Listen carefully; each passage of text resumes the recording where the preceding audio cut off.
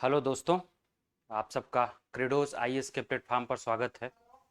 आज हम अपने इस 30 दिवसीय सीरीज में एक नए टॉपिक को लेकर उपस्थित हूं और आज मैं आपसे बात करूंगा कि आपकी जो यूपीएससी की प्रिपरेशन की जर्नी है, स्ट्रेटजी है, वो कैसी होनी चाहिए और उस स्ट्रेटजी में जिस टॉपिक के बारे में बात करूंगा उस टॉपिक की क्या रेलिवेंसी है, उसकी आपकी अप्रोच क्या होनी चाहिए, उसको लेकर कैसे उसको आपको पढ़ना है, इन सब मुद्दों पर विस्तार से बातचीत करेंगे।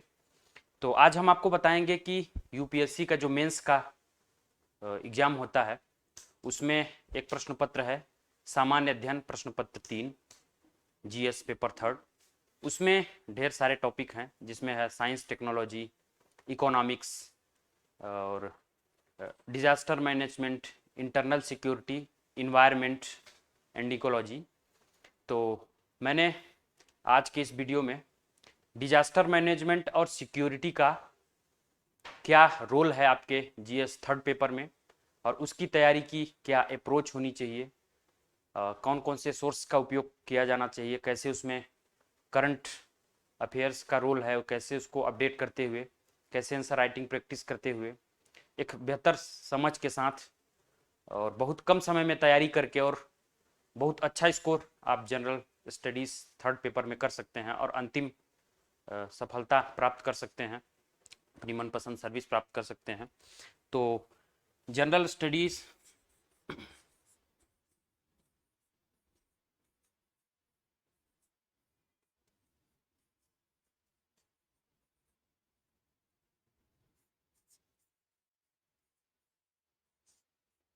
पेपर थर्ड जो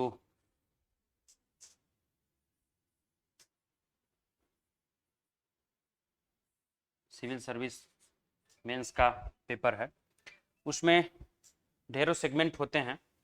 तो पहला जो सेगमेंट है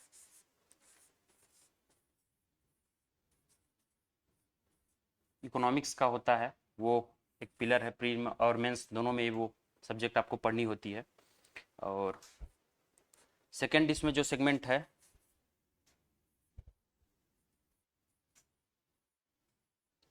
साइंस एंड टेक्नोलॉजी का है, ये भी आपको पढ़ना होता है, लेकिन अधिकांश जो छात्र होते हैं इकोनॉमिक्स और साइंस टेक पर ज़्यादा रिलाई करते हैं और बाकी सेगमेंट छोड़ देते हैं जो काफ़ी उपयोगी होता है।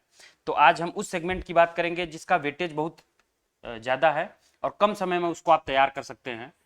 तो ये जो आज का सेगमेंट है वो है आपदा प्रबंधन, जो प्रीलिम्स में तो आपके इससे संबंधित सवाल नहीं पूछे जाते हैं, लेकिन मेंस में आपके जीएस थर्ड पेपर में इसका काफ़ी वेटेज होता है और बहुत कम समय में इसको आप तैयार करके और अधिक से अधिक मार्क्स आप गेन कर सकते हैं। और दूसरा इसमें जो टॉपिक है वो है आंतरिक सुरक्षा। अधिकांश छात्र इस वाले सेगमेंट को इग्नोर करते हैं और उनको लगता है कि ये करंट के दो चार टॉपिक्स पढ़ के हम इसको अच्छे से सॉल्व कर सकते हैं। तो सॉल्व तो करते हैं लेकिन मन मुताबिक उनको अंक नहीं प्राप्त होते हैं। तो अगर आपको मन मुताबिक अंक प्राप्त नहीं होंगे तो अंतिम चयन आपका नहीं हो पाएगा, क्योंकि इसका वेटेज जो है देखा जाए सिक्योरिटी वाले पार्ट का, जो आंतरिक सुरक्षा है,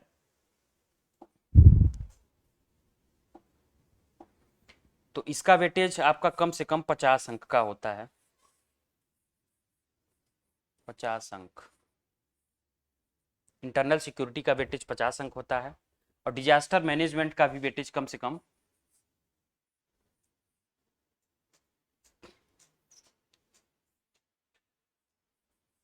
30 से लेकर 45 अंक तक का वेटेज होता है। कभी कभी 35 से 40, कभी 30, कभी 45, बढ़ता घटता रहता है। तो आप देखिए 50 इसके हो गए और 30 से 45 इसके हो गए, मान लीजिए कि 85 से और 90 के करीब पहुंच जाता है इसका वेटेज। तो अगर आप 85 से 90 अंक को इग्नोर करते हैं आप अपनी तैयारी में और उसको ढुलमुल तरीके से उसकी तैयारी करते हैं काम चलाऊं तरीके से, तो आप अपने एग्जाम में बेहतर प्रदर्शन नहीं कर पाएंगे। आप उतना अंक नहीं प्राप्त कर पाएंगे जीएस थर्ड पेपर में जितने की आपको ज़रूरत है। और यूपीएससी का एग्ज़ाम जो है इसकी नेचर ऐसी है कि आप यहाँ किसी एक सब्जेक्ट में ज़्यादा स्कोर करके सिलेक्शन नहीं प्राप्त कर सकते हैं, आपको सभी विषयों में औसत अंक प्राप्त करने होंगे। जो आपकी सभी पेपर्स हैं जीएस के, जो जितने 4 पेपर हैं,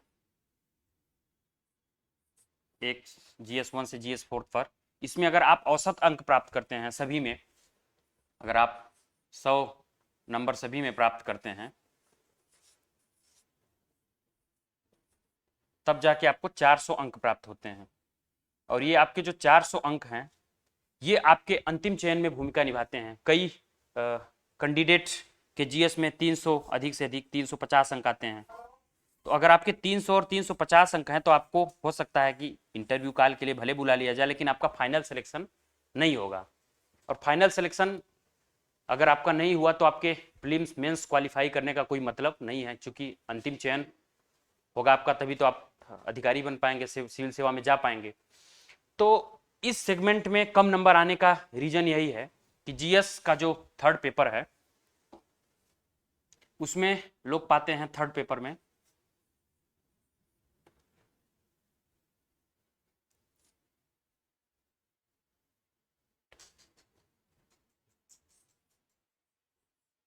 75 से 80 अंक।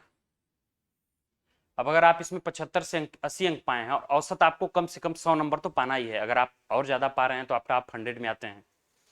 अगर आप 75 से 80 अंक पा रहे हैं तो 25 से 20 अंक, 20 से 25 अंक आप सीधे पीछे हो जा रहे हैं। और 20-25 अंक अगर आप किसी कैंडिडेट से पीछे हैं तो हो सकता है आपको पहली बार तो इंटरव्यू कॉल ही ना आए। अगर इंटरव्यू कॉल आपकी आ गई और आपका सोचिए अगर फाइनल सिलेक्शन भी हो गया तो 25 अंक में 250 कैंडिडेट आपके आगे निकल जाएंगे। और 250 कैंडिडेट मतलब अगर आपको टॉप 100 में आना है या प्रॉपर आईएएस बनना है, प्रॉपर आईएएस, तो आपको जनरल में 100 रैंक तो लानी ही होगी, इससे कम ही में रहना है आपको। तो अगर आप बेहतर प्रदर्शन नहीं कर पाए, 250 अंक आप पीछे चले गए और आपका 50 रैंक आने वाला होता तो अब आपका आएगा रैंक 300 से ऊपर, तो क्या आपको प्रॉपर सर्विस मिलेगी? शायद ही मिले। आपके मनपसंद जब सर्विस ही नहीं मिलेगा आपको फिर से एग्जाम देना पड़ेगा। यानी एक प्रश्न पत्र को इग्नोर करने से, एक सेगमेंट को इग्नोर करने से आप कितने पीछे चले गए ये आप सहज ही अंदाजा लगा सकते हैं।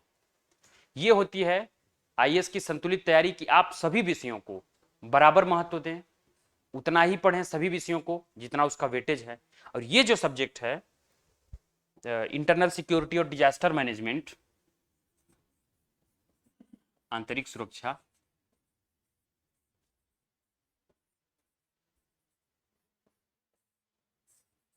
और आपदा प्रबंधन,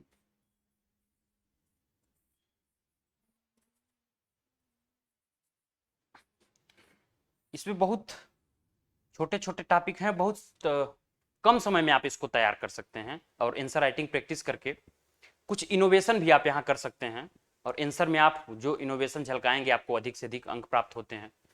यहाँ आप अपने अनुभव को भी शामिल कर सकते हैं, जो आप आसपास अपने देखते हैं। बाढ़ आपके एरिया में आती होगी, जो डिजास्टर मैनेजमेंट का पार्ट है, सूखा आपके एरिया में भी पड़ता होगा, गवर्नमेंट उसको रोकने के लिए इनिशिएटिव उठाती होगी, वहां आपको समझ में आता होगा कि ये काम गलती कर रही है सरकार, इसको न करके और ये किया जाना चाहिए था। तो जब आप यूपीएससी के प्रश्न पत्र को हल करेंगे तो उसमें कहता है कि बाढ़ को रोकने के लिए सरकार ने जो प्रयास किए हैं उसको तो आपको लिखना ही है। वो कभी कभी पूछता है कि आप अपने उपाय सुझाइए। ठीक, यहाँ इनोवेशन का यही आपका स्कोप है कि अपने उपाय सुझाइए। तो आप अपने उपाय सुझा सकते हैं क्योंकि आप अपने एरिया में इस आपदा के भुक्तभोगी रहे हैं। आप देखते हैं कि बाढ़ में सरकार ने वो कदम नहीं उठाया जिससे अधिक जान माल की हानि न हो और लोगों को राहत और पुनर्वास प्राप्त किया जा सके। तो आप उस चीज को मेंशन कर सकते हैं जो आपकी कमियां हैं। तो एग्जामिनर को ये पता चलेगा कि ये जो व्यक्ति है चयनित होगा तो ये अपना कुछ इनोवेशन करेगा, ये बने बनाए पैटर्न पर, अब तक जो डिजास्टर मैनेजमेंट को हैंडल करने का पैटर्न था प्रशासन का उससे हट के कुछ अलग भी करेगा। वो इनोवेशन चाहते हैं ना, क्योंकि जैसे टेक्नोलॉजी 2G से 5G आई, अभी 5G पर काम चल रहा है, जल्दी ही आप 5G का भी उपयोग करेंगे। तो अगर वैज्ञानिक 2G या 3G पर रुक गए होते तो क्या 5G आती और इतने स्पीड में आपका इंटरनेट चलता? शायद न चलता। इसलिए क्योंकि उन्होंने मेहनत की, लगातार इनोवेशन करते रहे। वैसे ही वो प्रशासन में चाहते हैं कि जो भी व्यक्ति आए वो कुछ इनोवेशन करे, कुछ नया करे। जैसे आप गवर्नेंस पढ़ते होंगे, गवर्नेंस में सरकार यही तो चाहती है कि हम जो शासन चलाने का जो हमारा तरीका है, वो जनता तक सेवाओं की सुविधा पहुंचाने का जो तरीका है, उसमें कुछ नई प्रगति हो, नई उन्नति हो, कि अधिक से अधिक लोगों तक हमारी योजनाएं, जो हमारी सुविधाएं, हमारे लाभ वहां तक पहुंचे। तो उसके लिए वो नित्य नए प्रयास करती है, नई योजनाएं चलाती है, सिस्टम में सुधार करती है, लीकेज को कम करती है। तो इसी तरीके से आप इसमें ये इनोवेशन कर सकते हैं डिजास्टर मैनेजमेंट में, और कम से कम हर प्रश्न में 2 से 3 अंक आप अधिक प्राप्त कर सकते हैं अन्य उम्मीदवारों से, अगर आप सजग रह के तैयारी करते हैं, तो इसको इग्नोर नहीं करते हैं। यानी मैंने आपको पहले ही बताया कि 25 से 30 अंक अगर आप यहाँ ज्यादा प्राप्त कर रहे हैं, तो आप 110 नंबर अगर जीएस थर्ड पेपर में पा रहे हैं, तो आप अन्य सब्जेक्टों में थोड़ा बहुत पीछे भी हो जाते हैं, तो वो चीजें कवर कर लेती हैं। तो मैं आपको बताऊंगा कि क्या क्या इसका पाठ्यक्रम होना चाहिए। तो सबसे पहले हम आपको एक सेगमेंट पर चर्चा करते हैं, जो सेगमेंट है आंतरिक सुरक्षा। इसमें क्या क्या टॉपिक हैं, आपको कैसे इसकी तैयारी करनी है, इसके बाद दूसरे सेगमेंट पर बात करेंगे आंतरिक सुरक्षा।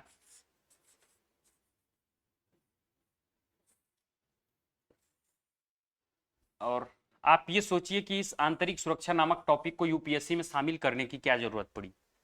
यूपीएससी अपने पाठ्यक्रम में इंटरनल सिक्योरिटी टॉपिक को शामिल कर रहा है, अगर उससे प्रश्न बना रहा है, उससे प्रश्न पूछ रहा है, तो उसको क्या उम्मीद है आपसे। वो यूपीएससी के एस्पिरेंट से, एक कैंडिडेट से, वो क्या चाहता है आंतरिक सुरक्षा के माध्यम से, क्या जानना चाहता है उसके प्रश्नों के उत्तर के माध्यम से। तो आंतरिक सुरक्षा के माध्यम से वो ये जानना चाहता है कि आप सिलेक्शन के बाद एसडीएम बनेंगे, डीएम बनेंगे, इसके बाद आप किसी विभाग के डायरेक्टर बनेंगे, सीईओज बनेंगे, इसके बाद हाई लेवल पर आप काम करेंगे ब्यूरोक्रेसी में, तो सचिव बनेंगे, केंद्र स्तर में डेपुटेशन पर आप काम करेंगे। अगर आप आईपीएस बनेंगे तो विभिन्न संस्थान होते हैं, सेंट्रल आर्म्ड पुलिस फोर्स होती है, CAPF central arm police force, इसमें ढेर सारे पद होते हैं, बीएसएफ, सीआरपीएफ, सीआईएसएफ। इसका डीजी बनाया जाता है आपको डायरेक्टर जनरल। डायरेक्टर जनरल आपको डीजी बनाया जाता है। तो जब आप इसके डीजी बनते हैं तो आपको जो काम करना पड़ता है, आपकी जो भूमिका होती है, वो भारत राष्ट्र की सुरक्षा। कैसी सुरक्षा? आंतरिक सुरक्षा। आंतरिक सुरक्षा के मामले आप देखते हैं, क्योंकि सीआरपीएफ का क्या काम है, बीएसएफ का काम है आंतरिक सुरक्षा को हैंडल करना, और आप उसके डीजी हैं, उसके डायरेक्टर जनरल हैं। तो अगर आप डायरेक्टर जनरल हैं और कोई ऐसी गतिविधि जो हो रही है जो राष्ट्र की सुरक्षा के विरुद्ध खतरा है, तो उसको रोकने के लिए आप गृह मंत्री से तो पूछने जाएंगे नहीं कि सर ये समस्या है, उग्रवाद फैल रहा है, तो इसको रोकने के लिए हम क्या करें। आप उसके पास तो जाएंगे नहीं। एक आईएएस अफसर का या ब्यूरोक्रेसी का जो काम होता है, उसका ये काम ही होता है कि वो मंत्रियों को सलाह देती है, क्योंकि मंत्री एक्सपर्ट नहीं होते हैं, आप एक्सपर्ट होते हैं, आप सेवाओं में काम कर चुके होते हैं, आपका जब आप यहाँ तक पहुंचते हैं तो आपका एक लंबा अनुभव हो चुका होता है। तो आप सलाह देते हैं मंत्रियों को, जो मंत्री होते हैं कार्यपालिका में, जिसे अस्थायी अस्थायी कार्यपालिका कहा जाता है, आप इसको सलाह देते हैं, फिर ये पॉलिसी बनाते हैं, ये पॉलिसी बनाते हैं आपकी सलाह के अनुसार। इसके बाद आप पॉलिसी का इंप्लीमेंटेशन करते हैं।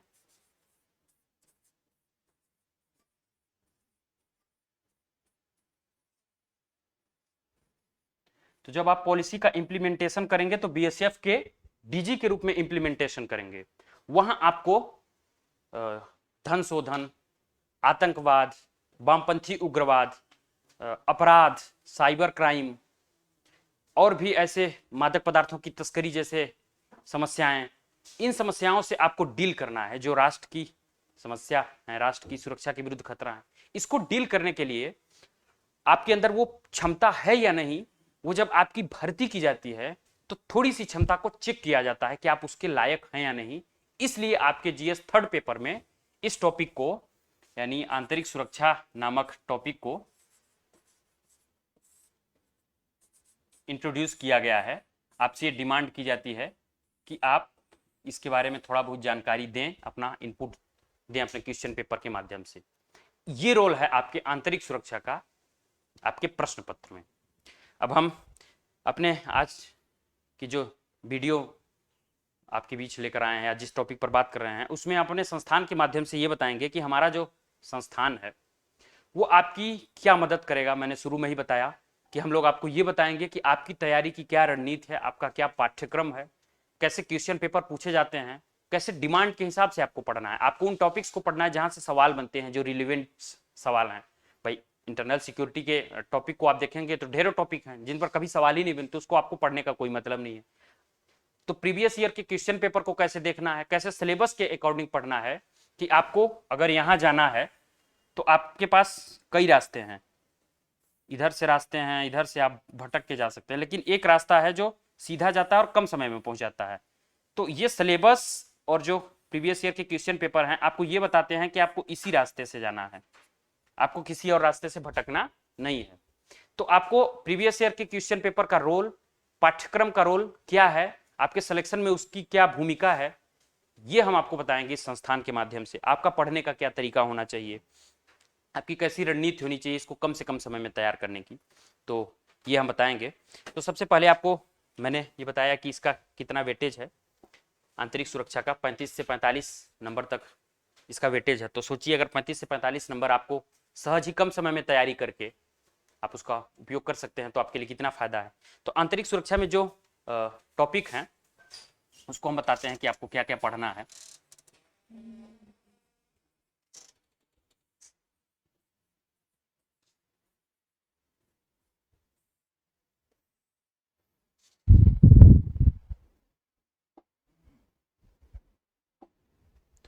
सबसे पहले तो आपको पढ़ना है कि भारत की आंतरिक सुरक्षा का परिचय।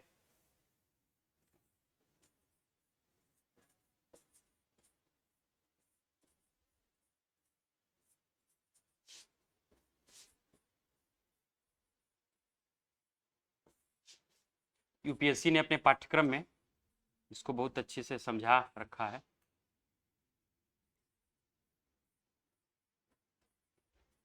तो सबसे पहले जो आप टॉपर स्टॉक देखते होंगे उसमें आप यही देखते होंगे कि वो टॉपर्स सबसे पहले यही कहेगा कि आप तैयारी करने से पहले अपना पाठ्यक्रम बार बार देखिए, उसको याद करिए, इसके बाद प्रीवियस ईयर क्वेश्चन पेपर को देखिए, तो आपको पता चलेगा कि क्या पढ़ना है, कैसे पढ़ना है। अधिकांश छात्र क्या करते हैं, सिलेबस नहीं देखते हैं, प्रीवियस ईयर के क्वेश्चन पेपर नहीं पढ़ते हैं, मार्केट में जो भी मटेरियल उनको मिलता है 10 कोचिंगों के उठा के लाते हैं और पढ़ना शुरू कर देते हैं। डिमांड सप्लाई को नहीं समझते कि डिमांड क्या है, कैसे प्रश्न पूछे जा रहे हैं, कहाँ से प्रश्न पूछे जा रहे हैं, हमको किस तरीके से पढ़ाई करनी है, उनको ये तरीका नहीं पता होता है और बाद में उनका चयन नहीं होता तो निराश होते हैं। यूपीएससी को कहते हैं कि अनप्रेडिक्टेबल सर्विस कमीशन है।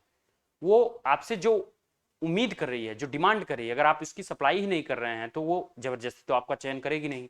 उसके पास ऑप्शन है ना, अच्छे अच्छे जो लोग उसके पास आ रहे हैं तो आपका चयन क्यों करेगी, अच्छे लोगों का चयन न करेगी, वो सर्वोत्तम का चयन करने के लिए बैठी हुई है। इसमें आपके और जो टॉपिक है, सांप्रदायिक हिंसा और उग्रवाद।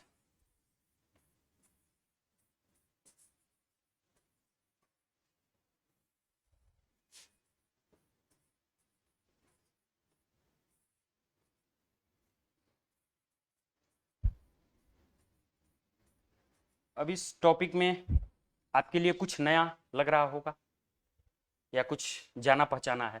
सांप्रदायिक हिंसा के बारे में आप ऐसा तो नहीं पहली बार सुन रहे होंगे, सुने होंगे, आप अपने क्षेत्र में इसके भुक्तभोगी भी हो सकता है हुए हों, या अपने आसपास सोसाइटी में देखते होंगे, और उग्रवाद से भी आप परिचित होंगे। तो ये शब्द आप सुने तो हैं, लेकिन आप जो सुने हैं और यूपीएससी आपसे जिस प्रश्नों की डिमांड करती है, क्या वो दोनों में मैच है? अगर मैच नहीं है, मिस मैच है, तो आप डिमांड को नहीं समझ पा रहे हैं। तो वही आपका रोल होता है मेंटोर का, टीचर का, कि वो आपको ये बताए कि सांप्रदायिक हिंसा को आपको किस नजरिए से देखना है। डिबेट दो तरह की होती है, एक पान की गुमती पर होती है और एक पढ़े लिखे और योग्य व्यक्तियों के बीच डिबेट होती है। पान की जो गुमती पर जो डिबेट होगी उसमें जो सांप्रदायिक हिंसा के बारे में बातचीत होगी उसमें सबके अपने अपने पक्ष होंगे और सबके बायस्ड पक्ष होंगे, एक पक्ष की ओर झुके हुए, लेकिन जो एक यूपीएससी एस्पिरेंट सांप्रदायिक हिंसा के बारे में सोचता है उसका अप्रोच अलग होता है। तो आपको यूपीएससी एस्पिरेंट की तरह से सोचना है। यूपीएससी एस्पिरेंट की नज़र में क्या इसका महत्व है, इससे निपटने के लिए सरकार द्वारा क्या किया जाना चाहिए, कौन कौन से तत्व हैं जिस पर निगरानी रखी जानी चाहिए, कौन सी बातों का ध्यान रखा जाना चाहिए, ये आप सोच सकते हैं। और अगर आप बेहतर तरीके से सोच सकते हैं, बेहतर तरीके से एनालिसिस कर सकते हैं, तो आप बेहतर तरीके से लिख भी सकते हैं। तो एग्जाम में आप बेहतर तरीके से लिखेंगे तो बेहतर आंसर आपको मिलेंगे। तो ये आपका सांप्रदायिक हिंसा हो गई। इसके बाद उग्रवाद और आतंकवाद। उग्रवाद और आतंकवाद, मैंने उग्रवाद बताया, उग्रवाद के बारे में भी आप पढ़े हैं, रोज देखते हैं नक्सलवादी हमले होते रहते हैं, उग्रवाद का ही प्रतीक है। आतंकवाद शब्द से आप काफी परिचित होंगे। आतंकवाद शब्द से, अब आतंकवाद पर आपको बहुत कुछ पता है, लेकिन अगर आतंकवाद पर कोई प्रश्न पूछेगा वो, तो आपको जो पता है उस हिसाब से प्रश्न नहीं पूछेगा। प्रश्न करंट घटनाओं से ओरिएंटेड करेगा और आपकी आतंकवाद की सोचने समझने की क्या शक्ति है, आप आतंकवाद को किस नजरिए में देखते हैं, उसका क्या आपकी नजर में समाधान है और सरकार ने क्या प्रयास किया है, दोनों को मिलाकर प्रश्न पूछेगा। और दोनों को मिलाकर अगर आप उत्तर देंगे तभी आप एक बेहतरीन उत्तर दे पाएंगे। तो जब भी आप आतंकवाद के बारे में पढ़ें तो एक आपकी अप्रोच ऐसी होनी चाहिए कि एक न्यूज़पेपर में मान लीजिए कोई आतंकवाद से संबंधित घटना हुई, आप उसको पढ़े। आतंकवाद में आप नॉर्मल जो आतंकवाद के बारे में आपको पता है, आप किसी नोट से फैक्ट पढ़ लिए हैं, कंटेंट आपके पास है, लेकिन कंटेंट जो है वो रिलेवेंस है या नहीं, इसको पता करने के लिए आपको, जब आप कोई आर्टिकल पढ़ेंगे तो आतंकवाद के बारे में अगर कोई आर्टिकल आए तो उसमें वो क्या करते हैं, उदाहरणों के माध्यम से, किस्सों कहानियों के माध्यम से आपको ये समझाते हैं कि आतंकवाद की जो समस्या है, चूंकि ये वैश्विक समस्या है, एक देश की समस्या नहीं है, तो अन्य देश आतंकवाद पर क्या ढुलमुल रवैया अपना रहे हैं, कैसा स्ट्रॉन्ग रवैया है, भारत का क्या रवैया है, विभिन्न देशों से जो संधियां होती हैं या जो सम्मेलन होते हैं वहां आतंकवाद पर क्या स्ट्रेटजीज अपनाई जाती हैं, अमेरिका का आतंकवाद पर क्या रवैया है, चीन आतंकवाद को किस नजर से देखता है, ये आपको न्यूज़पेपर्स में मिलेगा, उसके आर्टिकल्स में आपको मिलेगा। तो आप जब न्यूज़पेपर पढ़ेंगे तो आपको जो आतंकवाद के बारे में पता है उसको आप कोरिलेट करेंगे इस चीज से, और दोनों को आप जब मैच करेंगे, इसके बाद आपका खुद का जो उत्तर तैयार होगा, आप उसको नोट भी बनाते होंगे, नोट्स करते होंगे एग्जाम के टाइम में। आप अगर नहीं करते होंगे तो आप करिए, धीरे धीरे नोट मेकिंग की प्रोसेस आप शुरू करते रहें। तो जब आप इस तरीके से अपने उत्तर को तैयार करेंगे आतंकवाद पर आपका कोई भी प्रश्न आएगा, आपको नहीं दिक्कत होगी, आपका प्रश्न छूटेगा नहीं, आप बेहतर उत्तर लिख कर आएंगे। तो आपकी ये अप्रोच होनी चाहिए। इसके बाद इसमें यहाँ लिखने का रोल होता है यूपीएससी के मेंस में। आप आतंकवाद पर जानते तो बहुत कुछ है, लेकिन आप लिख कुछ नहीं पा रहे हैं, तो आपको वहां प्रैक्टिस करना है अधिक से अधिक, जो आपको बाहर के क्वेश्चन मिल जाए। यूपीएससी के प्रीवियस ईयर के क्वेश्चन पेपर आप देखिए, उसमें आतंकवाद के बारे में जो प्रश्न पूछे गए हैं आप उसको लिखिए, फिर किसी से सॉल्व कराइए जिनको अनुभव है थोड़ा बहुत, तो वो आपको कमियां आपकी बताएंगे। हम अपने संस्थान के माध्यम से ही आपसे जो जुड़ेंगे उसमें आपको ये भी बताएंगे कि कौन कौन सी कमियां आपने विभिन्न कोर्सों के माध्यम से, कि कौन कौन सी आपके उत्तर में कमियां हैं जहां आपको सुधार किया जाना चाहिए, क्या नया इनोवेटिव पॉइंट आप डाल सकते हैं, क्या यूपीएससी का प्रश्न जो पूछा जा रहा है आप उसके डिमांड को समझ के आप उसी का उत्तर लिख रहे हैं, जो आपको आता है आप वही लिख रहे हैं। तो ये सारी चीजें जब आप बहुत अच्छे से समझ जाएंगे तो आपकी तैयारी में जो रोल है बहुत अच्छे तरीके से हैंडल कर पाएंगे आप अपने पेपर्स को। इसके बाद इसमें जो है नेक्स्ट टॉपिक है संगठित अपराध और आतंकवाद के बीच संबंध। अब ये ऐसे कोई टॉपिक जो हैं आपको नहीं लगेंगे कि कुछ नए टॉपिक हैं जिसके बारे में आप कभी सुने नहीं है, आपके आसपास होता रहता है, आप समाचार पत्रों में पढ़ते हैं।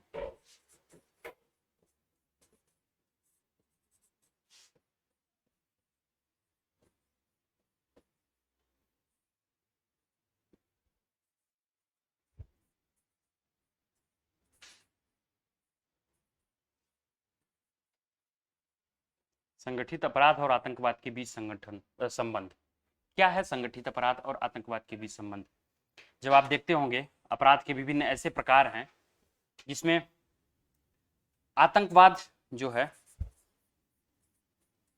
इसमें आप देखते होंगे कि आतंकवादी अपनी गतिविधियां जो करते हैं अपने दम पर तो नहीं करते हैं। अगर भारत दिल्ली में कोई आतंकवादी गतिविधियां करना चाहेगा तो तो उसको कोई एक बेस प्लेटफॉर्म तो चाहिए, उसको रिसोर्सेस चाहिए। अगर वो कहीं बम विस्फोट करना चाहेगा तो उसको लोग चाहिए, ठिकाना चाहिए काम करने के लिए, गिरोह चाहिए। तो वो ऐसा गिरोह तलाशते हैं जो संगठित अपराध में शामिल हो। उस अपराध में मनी लॉन्ड्रिंग हो सकती है, चोरी डकैती हिंसा हो सकती है। तो ऐसे अपराधियों से वो साठ गांठ करते हैं, उनसे संबंध स्थापित करते हैं, उनको उनसे वो फंडिंग लेते हैं। कई कई बार आतंकवादी संगठन इनको फंडिंग प्रदान करते हैं छिटपुट हिंसा करने के लिए। तो आतंकवाद और विकास के बीच या संगठित अपराध के बीच क्या संबंध है, इसको आपको पढ़ना है। तो आप न्यूज़पेपर पढ़ते हैं, आप बेसिक संगठित अपराध के बारे में किसी नोट से पढ़ लिए, आतंकवाद के बारे में पढ़िए, लेकिन न्यूज़पेपर में आप जब कोई आर्टिकल पढ़े तो आप उसको कोरिलेट करिए कि कैसे संगठित अपराध पर लगाम लगाकर आतंकवाद की कमर हम तोड़ सकते हैं। जैसे नोटबंदी की गई, नोटबंदी की गई तो सरकार ने क्या तर्क दिया कि इससे जम्मू कश्मीर में आतंकवाद में ढेर सारी कमी आई है। नोटबंदी का आतंकवाद की गतिविधियों में कमी से क्या संबंध है? संबंध है तभी तो सरकार करी है। संबंध वहां यह है कि आतंकवाद के लिए जो फंडिंग होती है वो कैश में होती है और बड़े कैश में होती है। 1000 के नोट्स हैं, उसको काले धन के रूप में संग्रहित करके आतंकवादी गतिविधियों के काम में लाया जाता था। तो जब सरकार ने अचानक से नोट बंद किया तो ये नोट प्रासंगिक नहीं रह गए। तो जब ये नोट प्रासंगिक नहीं रह गए, 1000 रुपए के या 500 के नोट, जब इनकी रिलेवेंसी ही खत्म हो गई तो आतंकवाद के लिए जो धन उपलब्ध कराया जा रहा था, अचानक से संग्रहित किया गया था, वो धन बेकार हो गया। तो जब धन ही नहीं है, वित्तीय संसाधन ही नहीं है, तो आतंकवादी अपने रिसोर्सेस कहां से लाएगा गतिविधियां करने के लिए, संगठन चलाने के लिए। आतंकवादियों का संगठन चलता है, पूरा शस्त्र उनके होते हैं, प्रशिक्षण चलता है, तो उसके लिए धन तो आता है कहीं ना कहीं से। तो धन ये संगठित अपराधी जो देते हैं, अगर काला धन का सब स्रोत बंद कर दिया जाए तो आतंकवाद में कमी आई कि नहीं? तो कैसे संगठित अपराध को कंट्रोल करते हुए आतंकवाद को कंट्रोल किया जा सकता है, कैसे आतंकवाद पर काम करते हुए संगठित अपराध पर लगाम लगाई जा सकती है। इस टॉपिक को जब आप बेसिक तरीके से अच्छे से पढ़ेंगे, समझेंगे, न्यूज़पेपर के माध्यम से डिबेट करेंगे, कहीं आपको कोई ऐसा मटेरियल मिला, उससे संबंधित कोई लेख किसी पुस्तक में मिल गया, वहां से जब आप पढ़ेंगे और आप खुद का एक अपना एनालिसिस करेंगे, यूपीएससी के प्रीवियस ईयर के क्वेश्चन पेपर को एनालिसिस करेंगे कि आतंकवाद से संबंधित कैसा प्रश्न पूछा गया है और जो हमको आता है क्या वो डिमांड वही है जो हमको आतंकवाद के बारे में पता है और जो प्रश्न में पूछा गया है, दोनों में कितना गैप है, हमको कौन कौन सी सूचनाओं की कमी है, हम क्या अतिरिक्त करके इस प्रश्न का उत्तर सही अच्छे से लिख सकते हैं। आप उसको जब लिखने का प्रयास करेंगे, किसी को दिखाएंगे, तो आपको पता चलेगा कि आपको जो पता है और जो प्रश्न पूछ रहा है, दोनों में थोड़ा सा गैप है। इस गैप को फुलफिल करके आप सही उत्तर लिख पा रहे हैं जो डिमांड है। तो इस तरीके से आपको अपनी तैयारी करनी है, टॉपिक वाइज टॉपिक। इसके बाद आपको वामपंथी उग्रवाद है। वामपंथी उग्रवाद जो है वो राज्य के विरुद्ध संघर्ष है।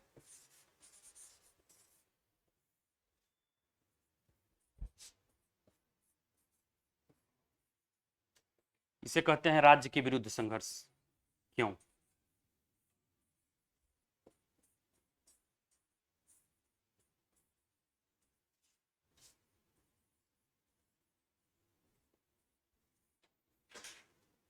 वामपंथ एक विचारधारा है, आप सब इससे परिचित होंगे, आपको बताने की कोई जरूरत नहीं है। इस विचारधारा का लब्बो लुआब ये है कि वामपंथी जो है वो चाहते हैं कि समाज में संसाधनों का इक्वल डिस्ट्रीब्यूशन हो, अमीर और गरीब के बीच खाई ना हो, कोई अमीर न रहे कोई गरीब न रहे, संसाधनों पर सबका समान हक हो।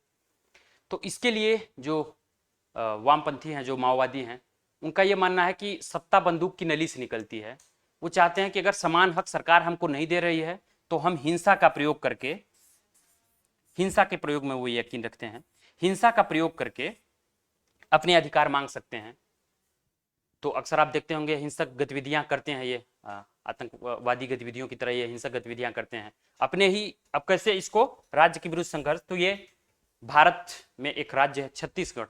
छत्तीसगढ़ के जो आदिवासी हैं, जो अधिक उस एरिया के लोग हैं जो नक्सलवादी गतिविधियों से जुड़े हैं, तो उन तक विकास जो है बहुत फैल नहीं पाया, असमानता है, उनके संसाधनों पर जो उनकी पहुंच थी उसको सीमित कर दिया गया, उद्योग स्थापित हो गए, बेरोजगार हो गए। तो एक असंतोष जो उनमें पनपा, तो ये वामपंथी विचारधारा ने उनको अपने कैप्चर में लिया और उनसे हिंसा करवाई। और ये व्यक्ति किसके हैं? भारत के नागरिक हैं। ये छत्तीसगढ़ के जो लोग हैं वो भारत के नागरिक हैं और वो हिंसा कर रहे हैं किसके खिलाफ? भारतीय सेना। किसकी सेना? भारतीय सेना। भारतीय सेना के खिलाफ अगर ये हिंसा कर रहे हैं भारत के ही लोगों को ये मार रहे हैं, मंत्रियों के काफिलों पर हमला कर रहे हैं, तो ये मंत्री किसके हैं? भारत के ही हैं, राज्य के हैं। तो एक राज्य का नागरिक अगर राज्य के विरुद्ध ही संघर्ष कर रहा है, हिंसा कर रहा है, तो ये वामपंथी उग्रवाद राज्य के विरुद्ध संघर्ष हुआ कि नहीं? और अगर ये राज्य के विरुद्ध संघर्ष हुआ तो इसको रोकना तो जरूरी है। अगर आपस में ही हम लोग लड़ते रह जाएंगे तो हमारा देश ग्रोथ कैसे करेगा? अगर यहाँ के नागरिक सरकार के ही खिलाफ बगावत पर उतर आएंगे तो आपको क्या लगता है कि देश की उन्नति और प्रगति संभव है? कभी नहीं संभव हो सकती है। तो वामपंथी उग्रवाद को रोकने के लिए क्या किया जाना चाहिए, क्या अप्रोच अपनाई जानी चाहिए? एक वुड बी आईएएस ऑफिसर से जब वो प्रश्न पूछेगा तो आपसे यही उम्मीद करेगा कि कुछ आप ऐसे समाधान दीजिए, जैसे इतने साल से उग्रवाद, वामपंथी उग्रवाद चल रहा है, सरकार भी प्रयास कर रही है, सामाजिक संगठन भी प्रयास कर रहे हैं, लेकिन रोकथाम अभी तक नहीं हो पाई है, उतना प्रयास सफल नहीं हुआ है। तो आपसे वो पूछता है कि कुछ आप अपने इनपुट दीजिए। तो आप न्यूज़पेपर में पढ़ते हैं तो विभिन्न बड़े बड़े लोगों के आर्टिकल्स आते हैं, लेख आते हैं, नोट्स पढ़ते हैं, इसके बाद आप देखते भी हैं कॉफिलों में, आपको बहुत सारी चीजें पता होती हैं कि वहां तक विकास नहीं पहुंच पाया है और कैसे पहुंचाया जाना चाहिए। तो आप वो जब अपने नॉलेज को कंपाइल करके और प्रीवियस ईयर के क्वेश्चन पेपर के डिमांड को समझ के आंसर की तैयारी करते हैं या इस टॉपिक की तैयारी करते हैं तो आपको फिर भटकने की जरूरत नहीं होती है, आप एग्जाम में बेहतर प्रदर्शन करके आते हैं। तो इस तरीके से आपको अप्रोच अपनानी होती है और ये यूपीएससी के प्रश्न पत्र और सिलेबस का महत्व है। अब आपने कभी नहीं पढ़ा वामपंथी उग्रवाद के बारे में, आपको पता ही नहीं है कि ये वामपंथी उग्रवाद का टॉपिक है, डाला क्यों गया, इसकी जरूरत क्या है। जब आप ये नहीं समझ पा रहे हैं तो आप वामपंथी उग्रवाद के बारे में समझ ही लिए हैं तो अपना दिमाग नहीं लगा पाते। और यूपीएससी जो प्रश्न पूछ रही है नाउअडेज, आजकल जो यूपीएससी के प्रश्न पत्र जो पूछे जाते हैं वो ऐसे नहीं है कि आप पढ़ के जाइए और वही आप लिख के आएंगे। आप जो भी पढ़ के जाइए आप उसका 2 ही 3 पॉइंट वहां यूज कर सकते हैं, बाकी आपका अब तक का अनुभव, अब तक का नॉलेज जो है, सोचने समझने की शक्ति, एनालिसिस करने की शक्ति, प्रेजेंट करने की शक्ति, वो सब के माध्यम से आप अपने प्रश्न पत्र लिख के आते हैं। तो यहां अगर किसी के पास बहुत नॉलेज है लेकिन किताबी नॉलेज है, बुकिश नॉलेज है, खुद का एनालिटिकल पावर कमजोर है, तो बेहद अच्छे तरीके से या बेहतरीन प्रदर्शन वो नहीं कर पाएगा।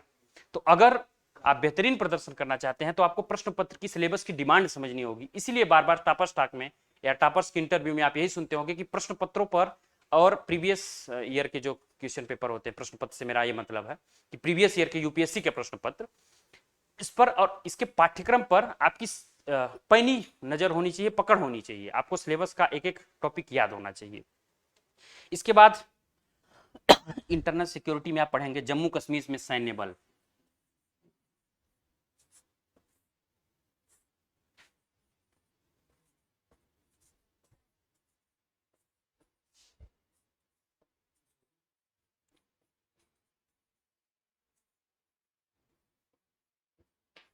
जम्मू कश्मीर में सैन्य बल के बारे में आपके टॉपिक में क्यों दिया गया है?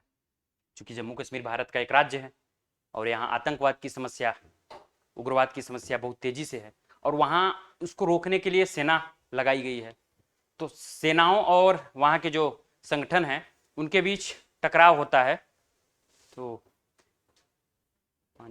उनके बीच टकराव जो होता है उस टकराव को रोकने के लिए सेना जो संगठनों को रोकने का प्रयास करती है, तो उस प्रयास में आपको ये देखना होता है कि सरकार जो उनके बीच सेवाओं की डिलीवरी कर रही है वो अगर नहीं पहुंच पाई है और उनके द्वारा जो विरोध किए जाते हैं अपने मुद्दों को लेकर, अगर सेना उसको दबाने का प्रयास करती है तो दोनों के बीच हिंसक झड़पें हो जाती हैं कभी कभी। तो उस झड़प में कभी कभी सामान्य जो व्यक्ति है वो पुलिस की या सेना की गोलीबारी का शिकार हो जाता है। तो कैसे सैन्य बल का प्रयोग करके आतंकवाद को जम्मू कश्मीर में कम किया जा सकता है या उसको समाप्त किया जा सकता है, या सैन्य बल की जो दिशा दशा है, उसकी कार्यप्रणाली है, उसमें क्या सुधार किया जाना चाहिए, इससे संबंधित आपसे वो प्रश्न पूछता है। और वो प्रश्न आपसे इसलिए पूछता है क्योंकि आपसे वो ये डिमांड करता है कल को आप जम्मू कश्मीर के मुख्य सचिव बनेंगे तो काम तो आप ही को करना है, तो आप क्या सुधार करेंगे वहां की पुलिस प्रणाली में, वहां के सैन्य बल की प्रणाली में, ताकि आतंकवाद पर लगाम लगाई जा सके और वहां भी विकास हो सके, ग्रोथ हो सके।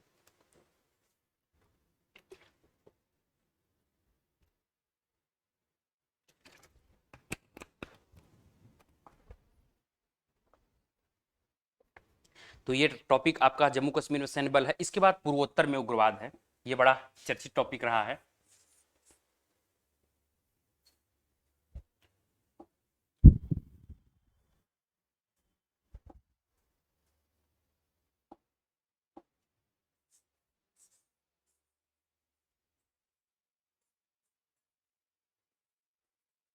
पूर्वोत्तर में उग्रवाद।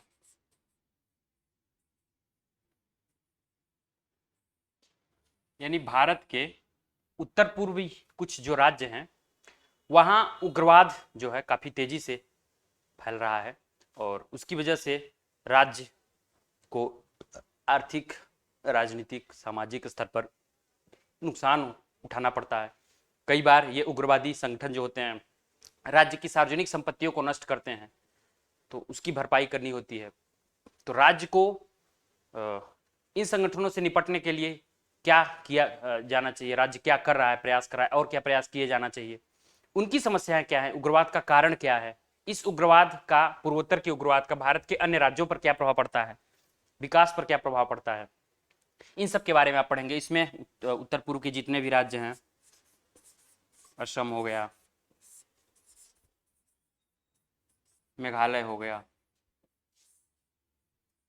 त्रिपुरा हो गया,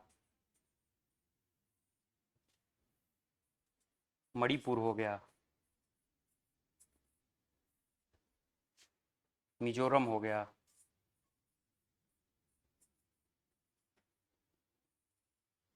असम, मेघालय, त्रिपुरा, मिजोरम, मणिपुर, नागालैंड,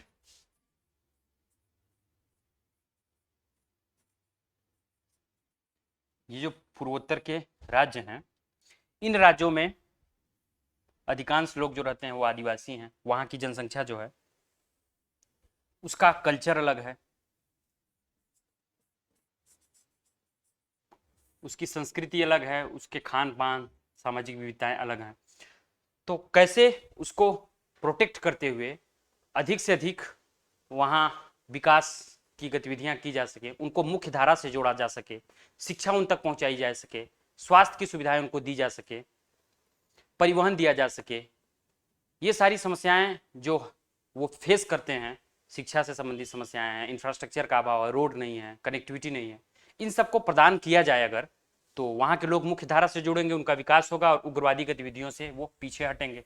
तो सरकार का कुल काम यह है कि उग्रवाद जो जिसका कारण है, विकास की उन तक पहुँच नहीं हो पाई है, वहाँ तक जो सरकार द्वारा योजनाएं चलाई गई हैं या जो लाभ वितरित किए गए हैं वहाँ तक नहीं पहुँच पाए हैं, वो लोग गरीब रह गए हैं, उनसे अगर वहाँ औद्योगिक विकास होता है तो उनकी ज़मीनें छीन ली जाती हैं, और अगर बाहर का कोई व्यक्ति वहाँ जाता है, काम करता है, तो उनको ये लगता है कि हमारी जो संस्कृति है उसमें छेड़छाड़ हो रही है, हमारे रीति रिवाजों से छेड़छाड़ हो रही है। तो कैसे उनके कल्चर को, संस्कृति को, रीति रिवाजों को, उनकी सामाजिक स्थिति को सुरक्षित रखते हुए उन तक विकास पहुँचाया जाए, शिक्षा पहुँचाई जाए, उनको समाज में मुख्य धारा से जोड़ा जाए, उनको समाज में मुख्य धारा से जोड़ा जाए और उन तक लाभ पहुँचाया जाए, विकास का लाभ, उन तक रोटी कपड़ा आवास पहुँचा दिया जाए। तो अगर आपको लगता है कि ये सारी सुविधाएं अगर उन तक पहुँच जाए तो वो उग्रवाद नहीं करेंगे। तो सरकार का प्रयास यही होता है कि उग्रवादी गतिविधियों की जो मांग है, जो समस्याएं हैं, उसको एड्रेस करने के लिए हम क्या सुधार कर सकते हैं, और वो उनकी जो डिमांड हो, जिस अनुसार या जिस मांग को लेकर वो विरोध करते हैं, उग्रवादी गतिविधियां करते हैं, उसको एड्रेस करने की जरूरत है। तो आप जब प्रशासक बनेंगे तो आपको इस सारी गतिविधियों को देखना पड़ेगा। तो आप वुड बी आईएएस ऑफिसर क्या इनिशिएटिव लेंगे, इसी इनिशिएटिव की जांच के लिए वो आपसे ये प्रश्न पूछ रहा है कि वामपंथी उग्रवाद के बारे में आपकी एक बेसिक समझ तो होनी चाहिए। आपको वो एक ऐसे जिले में, उत्तर प्रदेश का एक ऐसा जिला जहां उग्रवाद का कोई संबंध नहीं, वहां वो जिलाधिकारी ही नहीं बना रहा है, आपको पूर्वोत्तर में भी काम करना है। आपको उग्रवादी जो राज्य हैं, जैसे मान लीजिए नागालैंड है, आपको नागालैंड में भी तो नागालैंड कैडर भी तो मिलता है, नागालैंड में भी तो आपको आईएएस अफसर बनाया जा सकता है। तो नागालैंड में अगर आप आईएएस अफसर हैं और वहां कोई समूह, अलगाववादी समूह, उग्रवादी समूह आंदोलन कर रहा है, तो उसको आप कैसे हैंडल करेंगे, एक जिला कलेक्टर के रूप में या कमिश्नर के रूप में? आपकी कुछ तो अप्रोच होनी चाहिए। वो अप्रोच अगर आप यूपीएससी के एग्जाम में झलकाएंगे तो यूपीएससी के एग्जामिनर को लगेगा कि हाँ, ये आईएएस अफसर बन के पद पर जाके काम करेगा तो बहुत अच्छे से अपनी सेवाएं दे पाएगा, समस्याओं को संबोधित कर पाएगा, उसका सार्थक हल निकाल पाएगा। इसलिए इन सारे टॉपिक्स को आपके यूपीएससी के सिलेबस में मेंशन किया गया, मैंने आपको पहले ही बताया। इसके बाद आजकल एक बहुत चर्चित टॉपिक होता जा रहा है साइबर सुरक्षा। साइबर क्राइम की वजह से साइबर सिक्योरिटी का मुद्दा चर्चित हुआ है। क्योंकि जब क्राइम होगा तो क्राइम को प्रिवेंट करने के लिए सिक्योरिटी की जरूरत पड़ेगी। तो साइबर सुरक्षा का जो मुद्दा है वो काफ़ी चर्चित है और यूपीएससी इससे बीच बीच में सवाल पूछती रहती है। तो साइबर सिक्योरिटी के बारे में आप करंट अपडेट रहेंगे तब आप इसका अच्छा से उत्तर लिख पाएंगे, क्योंकि ये मुद्दा जो है आपको पुराने नोट्स में नहीं मिलेगा, क्योंकि साइबर सिक्योरिटी का मामला हाल फिलहाल में चर्चित रहा। तो आपको इस पर एक परिवर्तनवादी और नवीन दृष्टिकोण रखना है, और आपको जो हाल फिलहाल में घटनाएं होती है उस पर पत्रिकाओं में आलेख छपते हैं, विचार छपते हैं, न्यूज़पेपर्स में उसका एनालिसिस छपता है, आप उस पर अपनी पैनी नज़र रखें और उसको पढ़ते रहें। और ऐसी कोई घटनाएं जो साइबर क्राइम की, जो राज्य के विरुद्ध हों और अधिक से अधिक लोगों का नुकसान करती हों, अगर वो चर्चित हैं तो यूपीएससी उस पर आपको सवाल पूछ सकती है आपसे। तो ऐसी घटनाओं पर आपकी पैनी नज़र होनी चाहिए। और इन घटनाओं का हमारे सोसाइटी पर क्या प्रभाव पड़ रहा है, गवर्नमेंट ने इसको रोकने के लिए क्या इनिशिएटिव लिया है, कैसे ये लोगों के डाटा को हैक कर रहे हैं, क्योंकि आजकल डाटा जो है वो भोजन की तरह हो गया है। तो डाटा को हैक करके, आपकी निजी जानकारियों को हैक करके मन मुताबिक आपसे काम करवा लिया जाता है। कभी कभी साइबर क्राइम ऐसा होता है कि आपके कंप्यूटर तक आपकी एक्सेस ही नहीं होती है, आपके सारे जो कंप्यूटर के डेटा हैं, आपकी फाइलें हैं, वो तब तक आप तक नहीं पहुंच पाती जब तक आप उसका कुछ पेड नहीं कर देते हैं उनकी डिमांड के हिसाब से। तो ये साइबर क्राइम है। तो इसको प्रिटेंड करने के लिए गवर्नमेंट कुछ पॉलिसी तो अपनाएगी, क्योंकि अधिकांश काम आप प्रौद्योगिकी के माध्यम से करते हैं।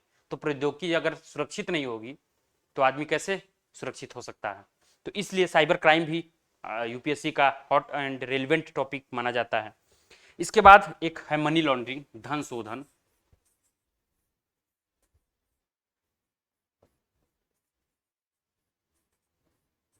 इसको मनी लॉन्ड्रिंग बोलते हैं। ये टॉपिक भी काफ़ी चर्चा में रहा है। मनी लॉन्ड्रिंग का कॉन्सेप्ट ये है कि गैर जरूरी तरीके से, या कहें कि आप अवैध तरीके से धन को कमाएं आप और टैक्स चोरी करें। इसके बाद इस काले धन को, जो चोरी करके और अवैध तरीके से कमाया गया है, काले धन को सफ़ेद धन कन्वर्ट करें, उसको वैध धन में परिवर्तित करें। इस तरीकों को मनी लॉन्ड्रिंग कहते हैं। जैसे भारत सरकार जो है वो टैक्स लेती है, तो कुछ लोग क्या करते हैं, कर नहीं देते हैं, कर चोरी करते हैं। अब आप अगर कर चोरी किए हैं तो इस कर चोरी के पैसों को अगर आप मार्केट में डायरेक्ट खर्च करेंगे तो आप पकड़े जाएंगे। तो कुछ ऐसा तरीका अपनाते हैं कि ये आप मार्केट में जब इस पैसे का उपयोग करें तो गवर्नमेंट को ये लगे कि ये सफ़ेद तरीके से धन कमा गया है, यानी इसमें कोई गैर न्यायिक तरीके से कोई काम नहीं किया गया है, गैर जरूरी तरीके से नहीं कमाया गया है, चोरी नहीं की गई है। तो मनी लॉन्ड्रिंग का जो मुद्दा है काफ़ी चर्चित है भारत में। मनी लॉन्ड्रिंग एक हॉट टॉपिक माना जाता है और इस पर यूपीएससी हर साल प्रश्न पूछती है। मैं प्रश्न आपको जब डिस्कस करूंगा तो इसमें आपको समझाऊंगा कि कैसे प्रश्नों को पकड़ के आप उसका उत्तर निकाल सकते हैं, उस टॉपिक को तैयार कर सकते हैं कि यानी मनी लॉन्ड्रिंग पर अगर यूपीएससी सवाल पूछ रही तो कैसे सवाल पूछ रही है। अच्छे से विस्तार से बताऊंगा जब आपको सवाल पर चर्चा करूंगा। तो इसके बारे में आपको बहुत अच्छे से पकड़ होनी चाहिए। मनी लॉन्ड्रिंग के जैसे मामले आते हैं, कोई केस बनता है जैसे, तो उस पर न्यूज़पेपर में आर्टिकल्स आते हैं और करंट अपडेटेड होते हैं, तो आप इसको पढ़ते रहते हैं।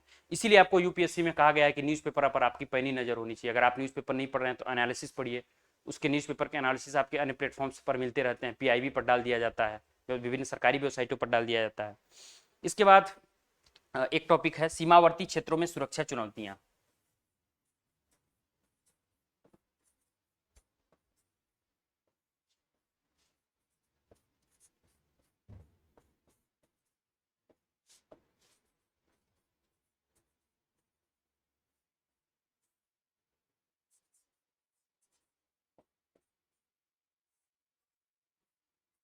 हमारे भारत के जो सीमावर्ती क्षेत्र हैं, इसमें पाकिस्तान के साइड पंजाब है, पाकिस्तान से लगा हुआ है। पंजाब में एक समय ड्रग्स की काफ़ी समस्या थी, उस पर एक उड़ता पंजाब नाम की फिल्म बनाई गई कि कैसे ड्रग्स की वजह से वहाँ के युवा नशे की शिकार हो रहे हैं, हिंसा कर रहे हैं, चोरी कर रहे हैं। एक कश्मीर है, जम्मू कश्मीर, जे जम्मू कश्मीर, ये पाकिस्तान से सटा हुआ है। और पूर्वोत्तर के कुछ राज्य हैं,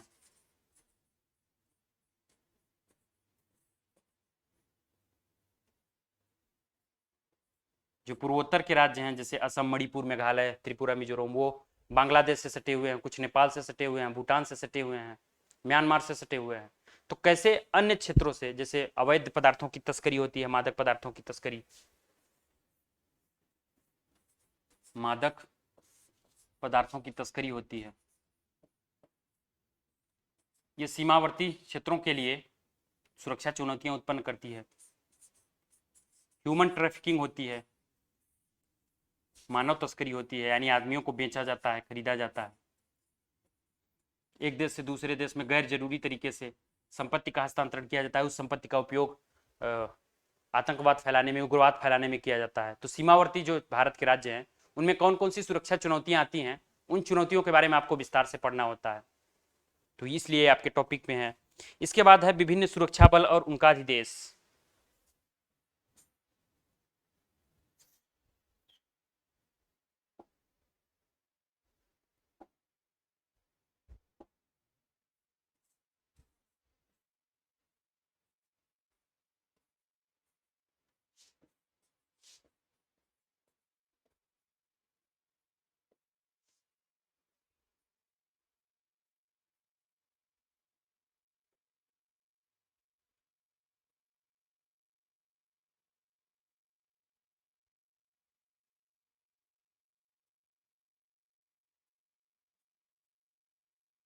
यानी भारत में मैंने ढेरी सारी समस्याओं के बारे में बताया।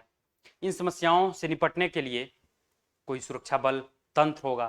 तो भारत में जितने भी सुरक्षा बल तंत्र हैं वो कैसे काम करते हैं, उनकी कार्यप्रणाली क्या है, इसके बारे में आपको पढ़ना है। इससे संबंधित प्रश्न पूछे जाते हैं। जैसे बॉर्डर सिक्योरिटी फोर्स है, उसका क्या रोल है बॉर्डर पर सिक्योरिटी को लेकर। सीआरपीएफ जो है उसका क्या रोल है। करप्शन के खिलाफ ढेर सारे तंत्र बने हुए हैं, जैसे सीबीआई हो गया। तो सीबीआई का क्या रोल है इंटरनल और एक्सटर्नल दोनों मामलों में।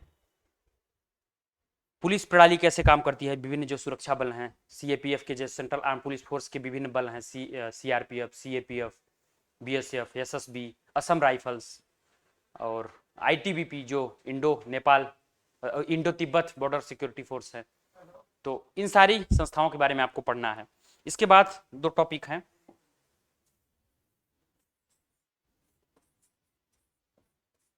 ब्लैक मनी, काला धन।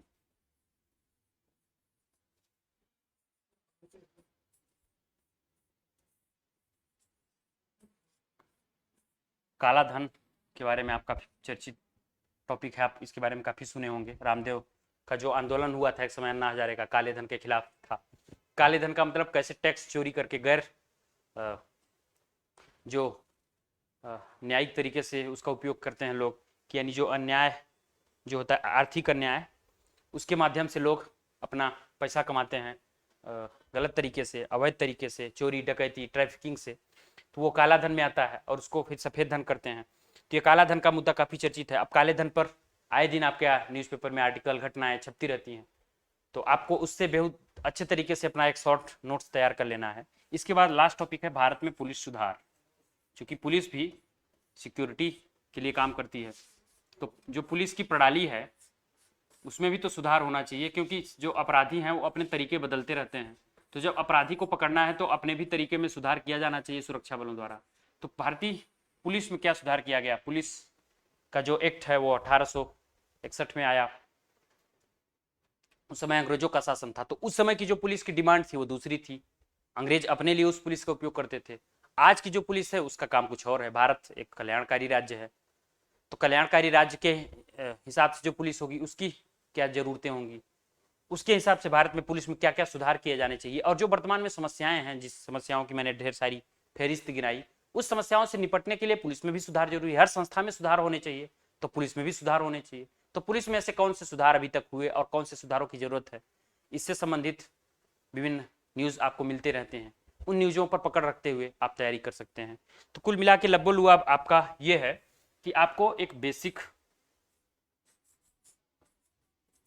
सोर्स अगर कोई आपको मिल जाए तो वहां से आप इंटरनल सिक्योरिटी के कुछ टॉपिक पढ़ सकते हैं। अगर किताब की बात की जाए तो विपुल अनेकांत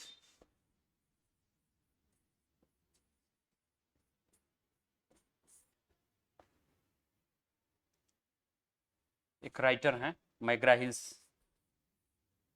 पुस्तक का नाम है भारत में आंतरिक सुरक्षा।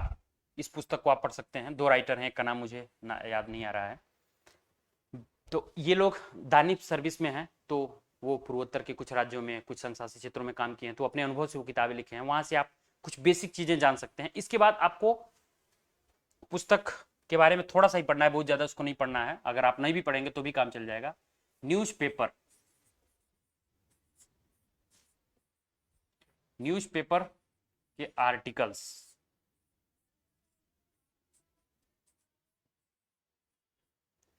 यानी लेख जो समाचार पत्रों में आते हैं, तो इन लेखों में क्या होता है, करंट जो समस्याएं चलती है उस पर लोग अपने विचार प्रकट करते हैं। इसमें बहुत एक्सपर्ट होते हैं जो लेख लिखते हैं। इसमें कभी कभी ऐसा हो सकता है बीएसएफ के डीजी का जो रह चुके हैं, उस पद से रिटायर हो चुके हैं, पूर्वोत्तर के किसी राज्य के डीजीपी हैं, वो अपना अनुभव जो लिखते हैं। मान लीजिए कि हाल ही में एक घटना हुई थी कि पुलिस की गोलीबारी से, जो पुलिस संगठन है या सेना के संगठन है, उसमें 15 निर्दोष लोगों की हत्या हो गई।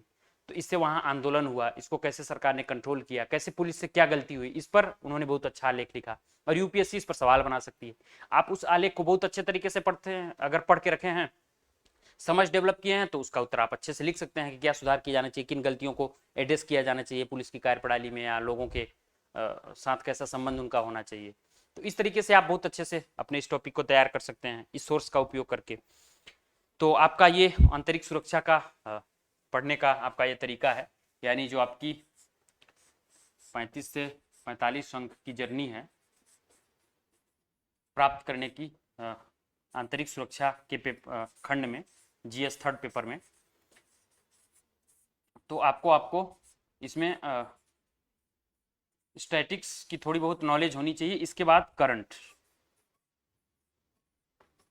तो करंट की घटनाएं जो है आपको न्यूज़पेपर मैंने बताया सोर्स से आप बहुत अच्छे तरीके से पढ़ के, और एक अपना प्रॉपर आप नोट्स बनाइएगा। नोट्स बनाने का आपका फायदा क्या होगा कि आप जब एग्जाम सेंटर में जाएंगे तो 2 पेपर्स होते हैं। फर्स्ट पेपर फर्स्ट मीटिंग में होगा और 2-3 घंटे के गैप में सेकंड मीटिंग में सेकंड पेपर होगा, इसके बाद थर्ड पेपर होगा। आपको जब 2 घंटे का गैप मिलेगा, आपने की पॉइंट में बहुत अच्छे तरीके से 2 घंटे में अपना नोट्स तैयार कर रखा है, तो आप उसको 2 घंटे में रिवाइज कर सकते हैं। जब आप 2 घंटे में उसको बहुत अच्छे तरीके से रिवाइज कर लेंगे, तो आप एग्जाम में जाएंगे तो आपको पता है कि हाल ही में जो घटना थी उसके बारे में मैंने 4 पॉइंट लिख रखे थे, उस पर यूपीएससी ने प्रश्न पूछा और आपको चारों पॉइंट एक्यूरेट उसी टाइम पर याद आ जाएंगे। आप जल्दी से उत्तर लिख देंगे, आपको सोचना नहीं पड़ेगा। पता चला 2 मिनट आप सोच रहे हैं, कलम ही नहीं चल रही है, 7 मिनट आपको मिलते हैं उत्तर लिखने में और आप 15 मिनट ले रहे हैं, तो आपके प्रश्न छूट जाएंगे या आप बहुत अच्छे तरीके से नहीं लिख पाएंगे। तो आपको 60 नोट्स बनाने हैं और साइंटिफिक तरीके से कम समय में तैयारी करनी है। जितने भी टॉपिक बताए हैं उसके लिए आपको 2 महीने 4 महीने कोई जरूरत नहीं है। 15 दिन आप अच्छे से तैयारी करेंगे और आंसर राइटिंग करेंगे, तो 15 दिन में आप आंसर राइटिंग के साथ अच्छे से तैयारी करके आप इसको लिख सकते हैं। तो आपकी ये जो इंटरनल सिक्योरिटी की अंडरस्टैंडिंग थी, ये आपकी रही।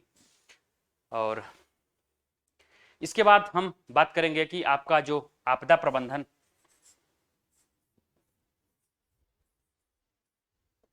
का जो टॉपिक है इसमें जीएस थर्ड पेपर में, उसका क्या पाठ्यक्रम है, उसका क्या रोल है, आपदा प्रबंधन को शामिल करने के पीछे क्या रीजन है, कितना इसका वेटेज है और कैसे इसको कम समय में तैयार आप कर सकते हैं आपदा प्रबंधन।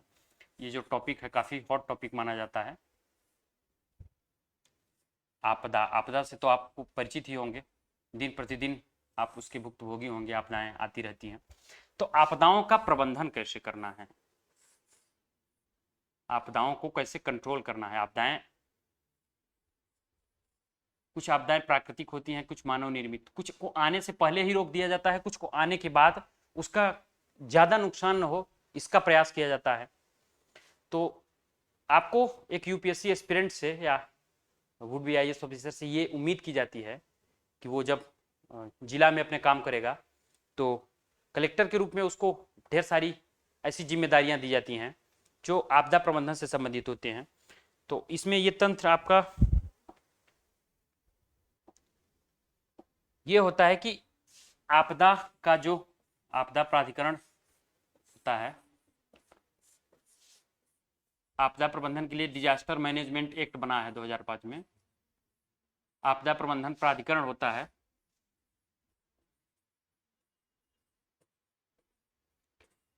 जिले का जो कलेक्टर होता है,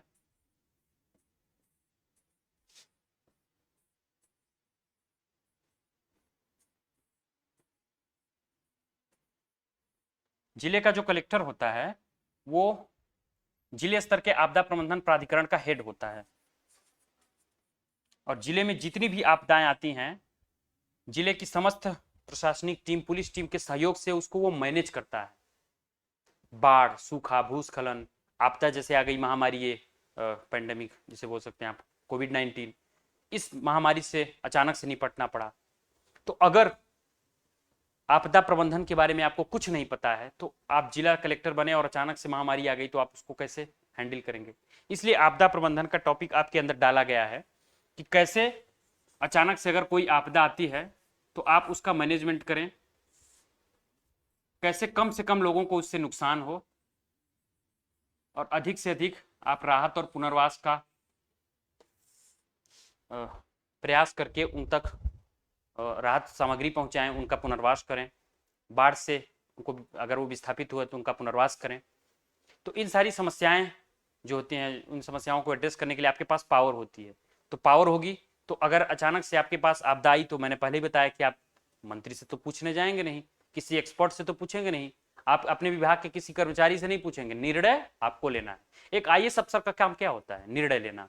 उसको निर्णय लेना होता है, डिसीजन लेना होता है। आपदा प्रबंधन पर त्वरित निर्णय लेंगे आप, उस निर्णय को पूरे जिले के अधिकारी फॉलो करते हैं।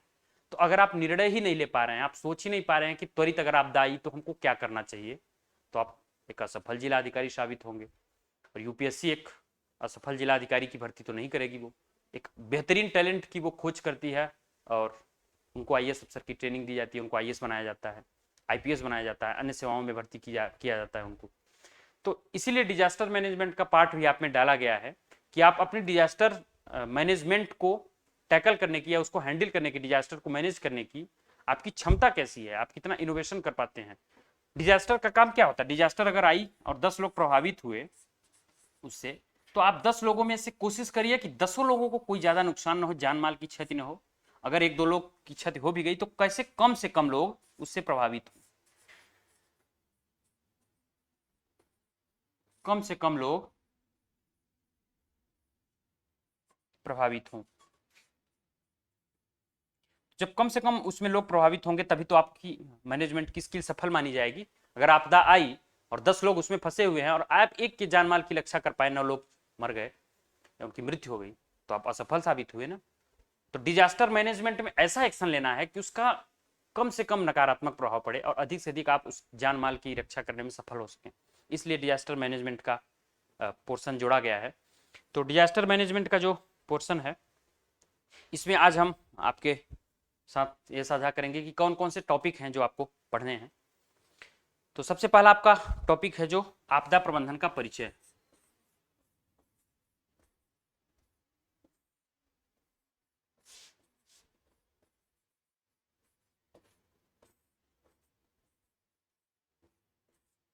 आपदा प्रबंधन का परिचय, आपदा प्रबंधन है क्या? अब पहले तो आपको ये पढ़ना पड़ेगा कि आपदा क्या है, इसके बाद फिर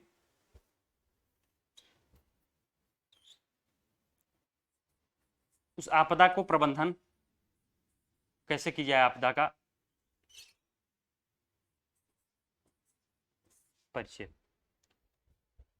आपदा का प्रबंधन करने का आपका क्या अप्रोच होना चाहिए उसके बारे में आप संक्षेप में जानेंगे। इसके बाद कौन कौन सी आपदाएं होती हैं आप पढ़ेंगे। आपदाएं कौन कौन सी आपदाएं, जिसमें बाढ़ हो गया, सूखा, भूकंप, भूस्खलन, चक्रवात, ये सारी समस्याएं। इसके बाद संकट और सुभेद्यता और जोखिम।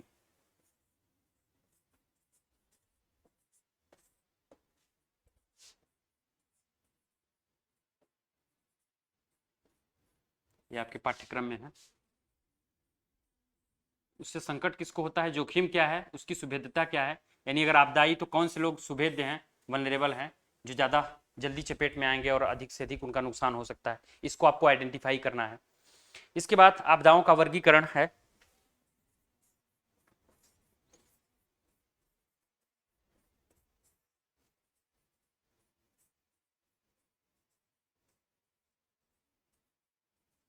इसमें प्राकृतिक आपदा हो गई,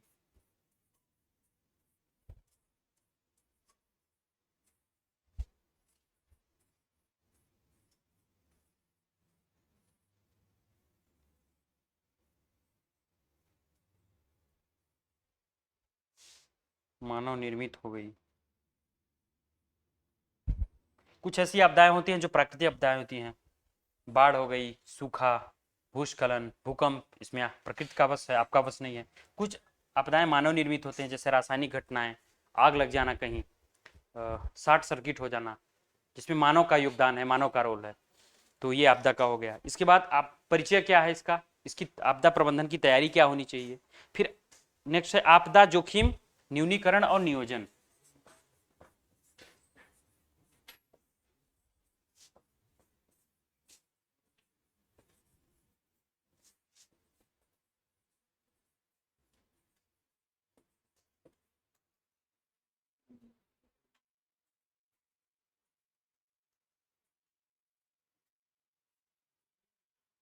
आपदा जोखिम न्यूनीकरण और नियोजन। आपदा प्रबंधन में सबसे जरूरी काम यह होता है कि आपदा का जोखिम है उसको न्यून किया जाए। मैंने आपको बताया ना कि अगर जान माल की हानि हो रही है तो कम से कम जान माल की हानि हो, उसको कम से कम किया जाए, न्यून किया जाए। तो मेन काम यह होता है कि आपदा जो आई है उसमें कम से कम जान माल की हानि हो, उसको न्यून किया जाए। तो आपको ये आपके सिलेबस में टॉपिक में पढ़ना है कि आपदा का कैसे न्यूनीकरण किया जाए, जोखिम का। इसके बाद नेक्स्ट स्टेप इसमें होता है राहत और पुनर्वास। जो उससे प्रभावित लोग हैं आपदा से, उनको क्या राहत सरकार द्वारा प्रदान की गई और उनका पुनर्वास कितना किया गया। राहत और पुनर्वास। इसके बाद आपदा आई और खत्म हो गई, राहत पहुंचाया आपने, पुनर्वास किया आपने। इसके बाद पुनर्बहाली और पुनर्निर्माण।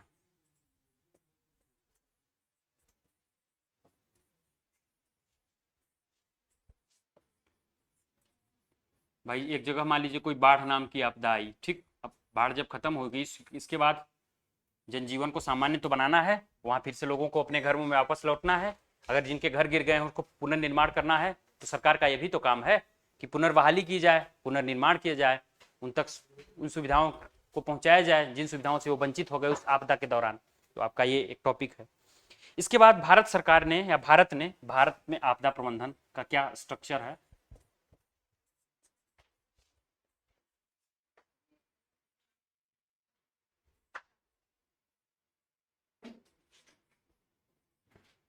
भारत में आपदा प्रबंधन क्या है, कैसे भारत सरकार ने आपदा से निपटने के लिए अपने तंत्र बना रखे हैं। एनडीएमए एक्ट पारित किया है, नेशनल डिजास्टर मैनेजमेंट एक्ट। कैसे राष्ट्रीय स्तर पर, राज्य स्तर पर, जिला स्तर पर संस्थान बना रखे हैं। कैसे एनडीआरएफ नामक एक संगठन बना रखा है, पुलिस बल बना रखा है। तो इन सब के बारे में आपको विस्तार से पढ़ना है कि क्या है ये। इसके बाद भारत में विधिक और संस्थागत ढांचा है, इसी में है विधिक और संस्थागत ढांचा।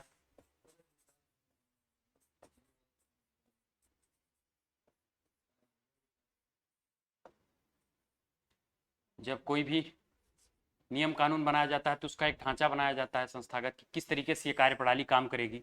जिले में राज्य स्तर पर कौन जिम्मेदार होंगे, कहाँ वित्त कितना खर्च किया जाएगा, कैसे आवंटित किया जाएगा। तो इन सब के बारे में कि विधिक और संस्थागत ढांचा क्या होगा। फिर है भारत का सुभेद्यता परिदृश्य।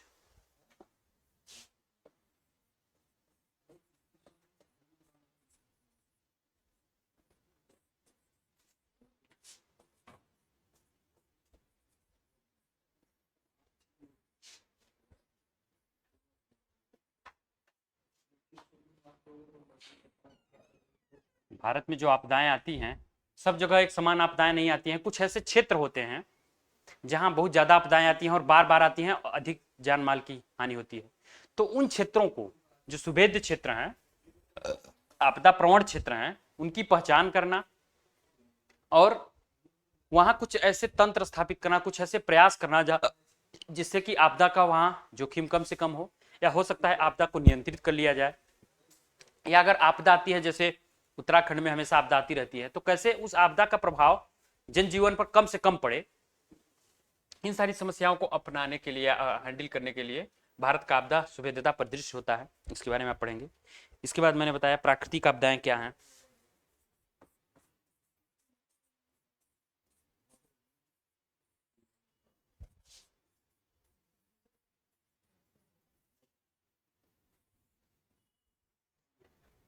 प्राकृतिक आपदाएं क्या हैं, प्राकृतिक आपदाओं में क्या क्या है। तो ऐसी आपदाएं जो प्रकृति द्वारा हैं, इस पर मनुष्य का बस नहीं है। भूकंप,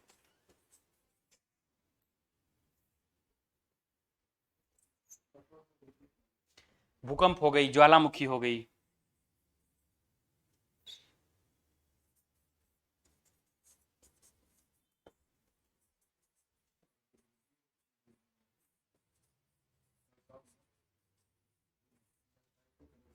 चक्रवात,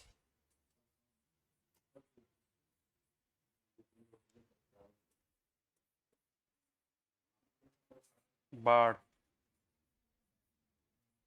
सूखा, ये सारी जो आपदाएं हैं, भूस्खलन, बादल फटना, ग्रीष्म लहर,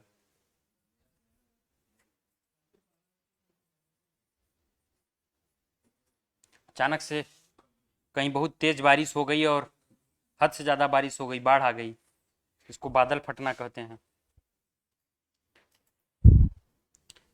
ग्रीष्म लहर, शीत लहर,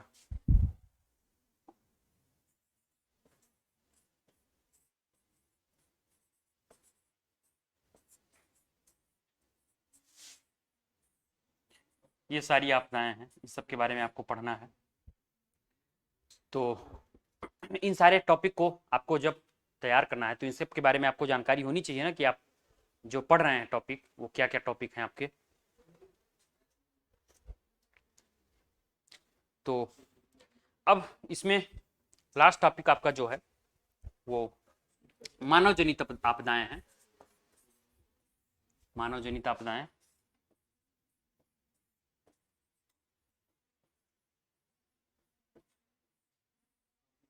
आपदाएं इसमें है जैविक आपदा, औद्योगिक दुर्घटना, जैसे कोविड-19 आया, वो जैविक आपदा थी।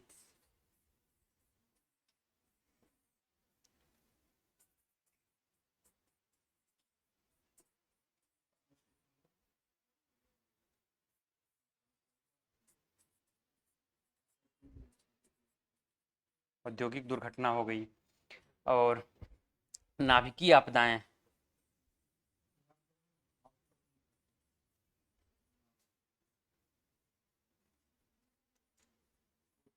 ये सारी आपदाएं जो हैं मानव जनित आपदाएं हैं। इसके बाद जब आपदाओं के बारे में आप पढ़ लिए तो आपको ये भी तो जानना है कि आपदा प्रबंधन पर वैश्विक ढांचा क्या है।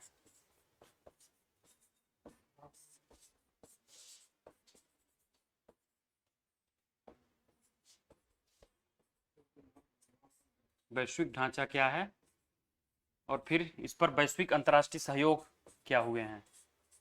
भाई बहुत सारी आपदाएं ऐसी होती हैं जो वैश्विक होती हैं, तो अंतर्राष्ट्रीय स्तर पर प्रयास किया जाना चाहिए ना उनको रोकने के लिए। तो अंतर्राष्ट्रीय स्तर पर सम्मेलन होते हैं, जैसे सेंडाई फ्रेमवर्क हुआ, उसके बारे में आप पढ़ेंगे।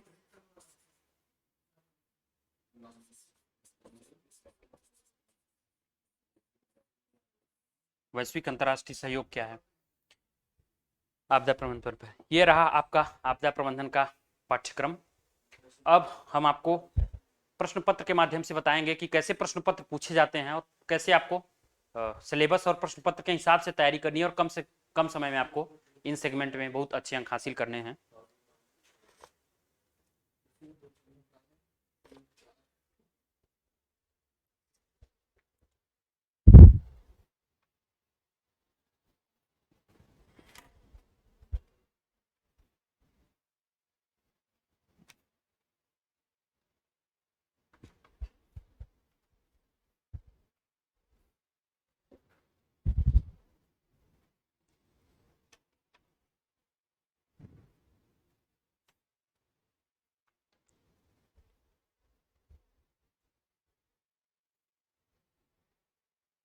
जैसे आप आपदा प्रबंधन के बारे में भी पढ़े, इससे पहले मैंने आपको बताया आंतरिक सुरक्षा। आंतरिक सुरक्षा का एक प्रश्न मैं आपको दिखाता हूँ। मैंने बताया कि आपको प्रश्नों के माध्यम से हम समझाएंगे कि क्या प्रश्न पत्र की डिमांड होती है आंतरिक सुरक्षा पर। यह यूपीएससी का प्रश्न है, विगत वर्ष में पूछा गया एक प्रश्न। यह प्रश्न है कि साइबर अपराध के विभिन्न प्रकारों,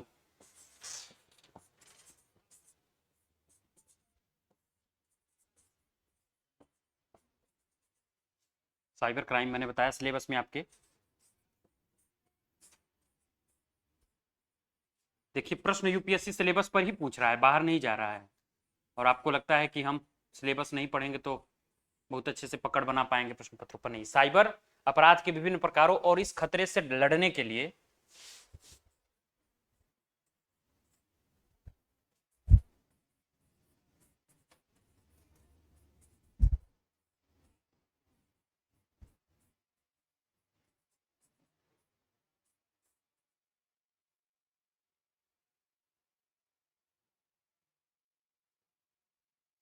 लड़ने या निपटने के लिए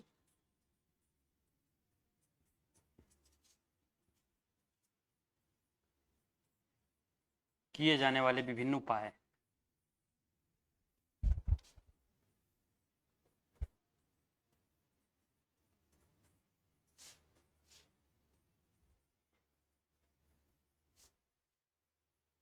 अब इस प्रश्न में ऐसा क्या है जो आपको सिलेबस में नहीं मिला था या आपने कभी नहीं पढ़ा था? आप न्यूज़पेपर पढ़ते होंगे, उसमें आप देख रहे हैं कि साइबर क्राइम बहुत तेजी से बढ़ रहा है और विभिन्न प्रकार के साइबर क्राइम हो रहे हैं। तो भारत में जो साइबर क्राइम है उसमें कितने प्रकार हैं, उसके बारे में आप न्यूज़पेपर में पढ़ते होंगे। और इससे लड़ने के लिए सरकार भी अपना परिदृश्य जारी करती रहती है विभिन्न समयावधि में। तो आपको उनके बारे में पढ़ना है और अपने तरीके से सोचना है कि कैसे आपके साथ भी कभी साइबर क्राइम हुआ होगा या अपनी सोसाइटी में हो रहा है, किस प्रकार के साइबर क्राइम होते हैं, उससे लड़ने के लिए क्या किया जाना चाहिए, कहां तक प्रयास किए गए हैं, कौन सी कमियां रह गई हैं। तो जब आप इस साइबर क्राइम वाले टॉपिक से क्वेश्चन पेपर को देखेंगे और टॉपिक को पढ़ेंगे सिलेबस में, तो आप एक उसका खाका तैयार कर लेंगे, आपके पास अपने खुद के नोट्स होंगे, आप लिख लेंगे कि साइबर क्राइम पर सवाल अक्सर पूछा जा रहा है तो इसको कैसे हमको हैंडल करना है। इसके बाद आप साइबर क्राइम पर बहुत अच्छा उत्तर लिख सकते हैं। तो सामान्य से यूपीएससी प्रश्न पूछती है, वो कोई बहुत ज्यादा ऐसे उटपटांग सवाल नहीं पूछती है जिसका उत्तर किसी विधि विशेषज्ञ या किसी साइबर एक्सपर्ट के पास हो। वो जनरल स्टडीज का पेपर है, वो आपसे सामान्यज्ञ की मांग करती है, वो स्पेशलिस्ट की मांग नहीं करती है। और एक सामान्य व्यक्ति जो सिंपल ग्रेजुएशन किया है कहीं से, वो बहुत अच्छे तरीके से इन प्रश्नों को समझ सकता है, इसका उत्तर लिख सकता है। इसमें एक और प्रश्न है, सीमा पार आतंकवाद, मैंने आपको बताया था उग्रवाद। तो इसमें प्रश्न पूछा है कि भारत की आंतरिक सुरक्षा को ध्यान में रखते हुए, साइबर हमले पर ही है, इसको मैं बोल देता हूं कि भारत की आंतरिक सुरक्षा को ध्यान में रखते हुए सीमा पार से होने वाले साइबर हमलों के प्रभाव का विश्लेषण कीजिए। इसमें क्या पूछा है, सीमा पार साइबर हमले, साइबर हमले के बारे में भारत की आंतरिक सुरक्षा को ध्यान में रखते हुए, किसको ध्यान में रखते हुए, भारत की आंतरिक सुरक्षा को ध्यान रखते हुए सीमा पार साइबर हमले पूछ रहा है और इसका प्रभाव क्या है, इसके प्रभाव का विश्लेषण करना है कि सीमा पार जो साइबर हमला हुआ उसका क्या प्रभाव पड़ा, प्रभाव का विश्लेषण। अब आप साइबर क्राइम के बारे में समझ सकते हैं कि ये टॉपिक कितना रेलिवेंट, इससे हमेशा प्रश्न पूछा जा रहा है, तो आपको कैसे अप्रोच रखनी है इसको पढ़ने की, इसको तैयार करने की। उसमें यह भी पूछ रहा है कि हमलों के विरुद्ध रक्षात्मक उपाय। भाई पहले तो दो सवाल पूछ रहा है कि आप पहले उसका प्रभाव बताइए, फिर हमले के विरुद्ध रक्षात्मक उपाय भी बताइए।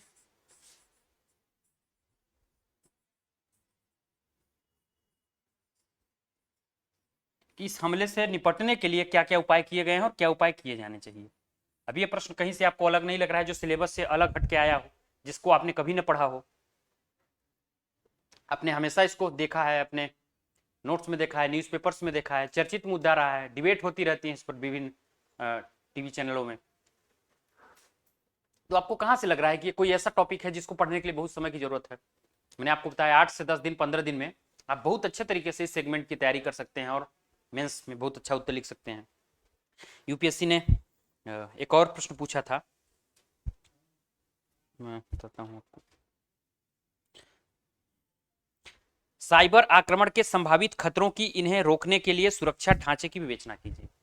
साइबर जो आक्रमण होते हैं उसके संभावित खतरे क्या क्या हो सकते हैं और उसे रोकने के लिए सुरक्षा ढांचा। सेम प्रश्न रिपीट किया है, सेम टाइप का। तो आपको नहीं लगता कि अगर ऐसे प्रश्नों पर आप एक बार अच्छे से तैयारी कर लिए तो आपको हर जगह वो काम देगा? बस आपको कुछ नए पॉइंट्स ऐड करने हैं जो हाल ही में सरकार द्वारा नए इनिशिएटिव लिए गए हैं। एक और प्रश्न बताता हूं, उत्तर पूर्वी के बारे में, प्रश्न के बारे में, उत्तर पूर्व के बारे में पूछा है कि भारत का उत्तर पूर्वी प्रदेश बहुत लंबे समय से विद्रोह ग्रसित है, इस प्रदेश में सशस्त्र विद्रोह की अतिजीविता के मुख्य कारणों का विश्लेषण कीजिए। यानी वो क्या कह रहा है कि भारत में जो वामपंथी उग्रवाद है या उत्तर पूर्वी जो प्रदेश हैं वहां विद्रोह होते रहते हैं हमेशा। मैंने बताया था कि विद्रोह क्यों होते हैं, वहां तक विकास नहीं पहुंच पाया है, उनकी संस्कृति में हस्तक्षेप किया जा रहा है, उनके साथ शोषण हो रहा है, जो तो गरीबी की वजह से वो विद्रोह कर रहे हैं। और कह रहा है कि जो उत्तर पूर्व के राज्य हैं जो विद्रोह से ग्रसित हैं, इन प्रदेशों में इस विद्रोह की अतिजीविता के मुख्य कारण क्या है, ये विद्रोह क्यों होते हैं, इसका कारण क्या है। मेजर रीजन पूछ रहा है कि मेजर रीजन एनालिसिस कीजिए, एनालाइज कीजिए कि क्या मेजर रीजन है कि जिसकी वजह से विद्रोह हो रहा है। आजादी के 70 वर्ष बाद भी भारत में अगर पूर्वोत्तर राज्यों में विद्रोह लगातार हो रहे हैं तो कहीं ना कहीं तो कमी रह ही गई है, विकास उन तक नहीं पहुंच पा रहा है। और सरकार अगर उसको नहीं रोक पा रही है तो कहीं ना कहीं सरकार की विफलता है। तो सरकार को आत्ममंथन तो करना ही चाहिए कि कहाँ कमी रह गई है, उसके बारे में ये सवाल पूछा है। क्योंकि सरकार में आप ही कल शामिल होंगे, कल को आप कैबिनेट सेक्रेटरी बनेंगे, आप प्रधानमंत्री को सलाह देंगे, तो कुल मिला के काम तो आपको सरकार में ही करना है। मंत्री तो आप ही से सलाह लेगा ना, जो रक्षा मंत्री है, जो आंतरिक मामलों का प्रभार देख रहा है, या जो विदेश मंत्री है, विदेश मामलों का प्रभार देख रहा है, उसको सलाह कौन दे रहा है, आईएफएस, आईएएस, आईआरएस, यही सब तो सलाह दे रहे हैं। तो आप भी ब्यूरोक्रेट के रूप में कल जाकर सलाह देंगे, तो जो आप सलाह देंगे वही इनिशिएटिव लिया जाएगा। तो समस्या को सॉल्व आपको करना है, तो तैयार तो आपको होना पड़ेगा ना, वो चाहे सिलेक्शन के बाद आप तैयार हो या सिलेक्शन के पहले। सिलेक्शन के पहले आप तैयार होंगे तो आपका सिलेक्शन होगा, नहीं तैयार होंगे तो आप वहां तक पहुंच ही नहीं पाएंगे। तो इस तरीके से आपको अप्रोच रखते हुए, प्रश्न पत्रों का विश्लेषण करते हुए अपनी तैयारी को धारदार बनानी है। प्रश्न पत्र आपको ये एहसास दिलाते हैं कि कहाँ कौन कौन से टॉपिक रिलेवेंट हैं। देखिए, आप जब तैयारी करते हैं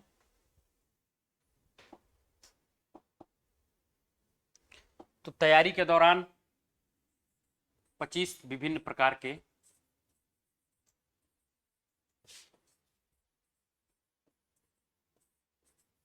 न्यूज आपको आती हैं, जो आपको लगती है कि ये भी रेलिवेंट हैं, ये भी रेलिवेंट है, किसको पढ़ें, उसके नोट्स आपको मार्केट में मिल जाते हैं, एनालिसिस मिल जाते हैं। लेकिन कौन सी न्यूज ज्यादा रेलिवेंट है, किस पर यूपीएससी सवाल पूछ सकता है, आपको तब पता चलेगा जब विगत वर्ष के प्रश्न पत्र पूछेंगे, देखेंगे।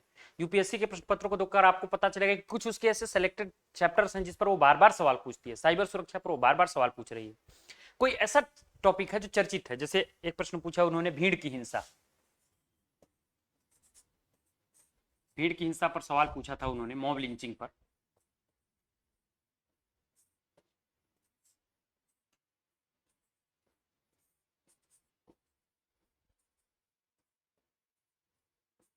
मॉब लिंचिंग सवाल क्यों पूछा उसने, क्योंकि भीड़ की हिंसा काफी व्यापक तरीके से हो रही थी एक समय में, अभी भी हो रही है। उससे बहुत सारी जानें गई, बहुत लोगों को अपनी जान गंवानी पड़ी। और भीड़ हिंसा का काम क्या है कि कई सारे लोग मिलकर एक व्यक्ति को रोड पर मार देते हैं, त्वरित न्याय कर देते हैं किसी अपराध में। तो अपराध अगर कोई व्यक्ति कर रहा है तो उसकी सजा देने के लिए भारत में तंत्र बनाया गया है, क्या है, लॉ बनाया गया है, पुलिस बनाई गई है और न्यायपालिका है। न्यायपालिका लॉ के हिसाब से जो कानून में अपराध की सजा है उसको देने के लिए, फैसले देने के लिए पुलिस क्या करेगी, गिरफ्तार करेगी। पुलिस आपको गिरफ्तार करेगी, आपको कोर्ट में पेश करेगी, न्यायपालिका में, न्यायपालिका आपको सजा देगी ना। आपको सजा देने का हक थोड़ी है कि आप रोड पर किसी को सजा दे दें। अगर कोई चोरी किया है तो आप उसको पीट पीट कर हत्या कर दें। चोरी के लिए जितनी सजा होनी चाहिए सोसाइटी में वो सजा न्यायपालिका देगी। लेकिन दे कौन रहा है, लोग दे रहे हैं। आप सोचिए अगर ये ट्रेंड चल पड़ा मॉब लिंचिंग वाला, तो हमारा सोसाइटी का जो ढांचा है वो चरमरा जाएगा, कानून का ढांचा है चरमरा जाएगा। अगर कोई किसी को मार रहा है, हत्या कोई किसी की कर दिया तो उसको वहीं पीट के मार दिया गया। कोई किसी लड़की के साथ छेड़खानी कर दिया तो उसको वहीं पीट के मार दिया गया। अगर कोई चोरी कर लिया उसको वहीं पीट के मार दिया गया। तो अगर जनता निर्णय करेगी तो भीड़ के पास विवेक नहीं होता है। तो ये भीड़ हिंसा कैसे हमारे सामाजिक ताने बाने को, हमारे राजनीतिक ताने बाने को, विधिक ताने बाने को नष्ट करती है, ये राष्ट्र के लिए खतरा है। इस पर बहुत सारे राज्यों ने कानून बनाना शुरू कर दिया इसको रोकने के लिए। तो जब राज्यों ने प्रयास करना शुरू किया तो यूपीएससी को यह लगा कि मुद्दा तो गंभीर है और एक एसपी या डीएसपी के रूप में आपको मॉब लिंचिंग से निपटना है। अगर आप आईपीएस हैं जिस जिले के, अगर मॉब लिंचिंग होगी आप तो इनिशिएटिव लेना है ना। और आपको यह भी देखना है कि नेक्स्ट टाइम मॉब लिंचिंग ना हो आपके जिले में। तो मॉब लिंचिंग पर वो आपसे प्रश्न पूछेगा, आपका विचार जानना चाहेगा। इसलिए यह प्रश्न पूछा गया कि भारत में भीड़ हिंसा एक गंभीर कानून और व्यवस्था समस्या के रूप में उभर रही है। उपयुक्त उदाहरण देते हुए इस प्रकार की हिंसा के कारणों एवं परिणामों पर विश्लेषण कीजिए। वो क्या कह रहा है कि जो भीड़ हिंसा है गंभीर कानून और व्यवस्था की समस्या है। भीड़ जो हिंसा है,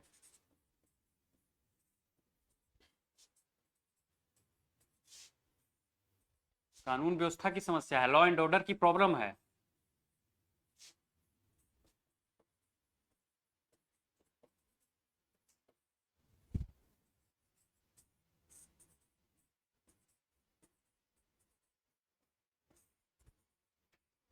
ये प्रॉब्लम किसकी है? लॉ एंड ऑर्डर की। भाई अगर किसी क्षेत्र में कानून व्यवस्था ढंग से नहीं है, पुलिस का भय नहीं है, लोगों के मन में कानून का भय नहीं है, तभी तो वो कानून को अपने हाथ में ले रहे हैं। भीड़ हिंसा मतलब कोई व्यक्ति किसी को मार रहा है तो कानून को अपने हाथ में ही लेना हुआ ना। तो कैसे mob lynching law and order का प्रॉब्लम है? और इस हिंसा के कारण क्या है? भाई जो भीड़ हिंसा है इसके कुछ तो कारण होंगे, लोग क्यों नया कर रहे हैं सड़क पर?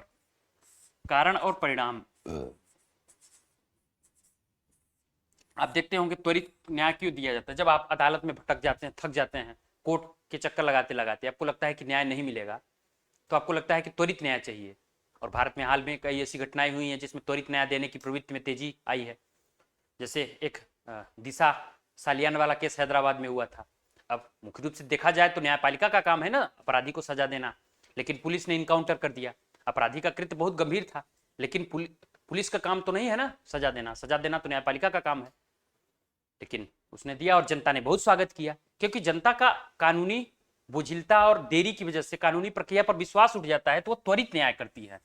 कारण क्या है त्वरित न्याय? लॉ एंड ऑर्डर की विफलता, जनता के मन में कानून का भय, हिंसा, अशांति।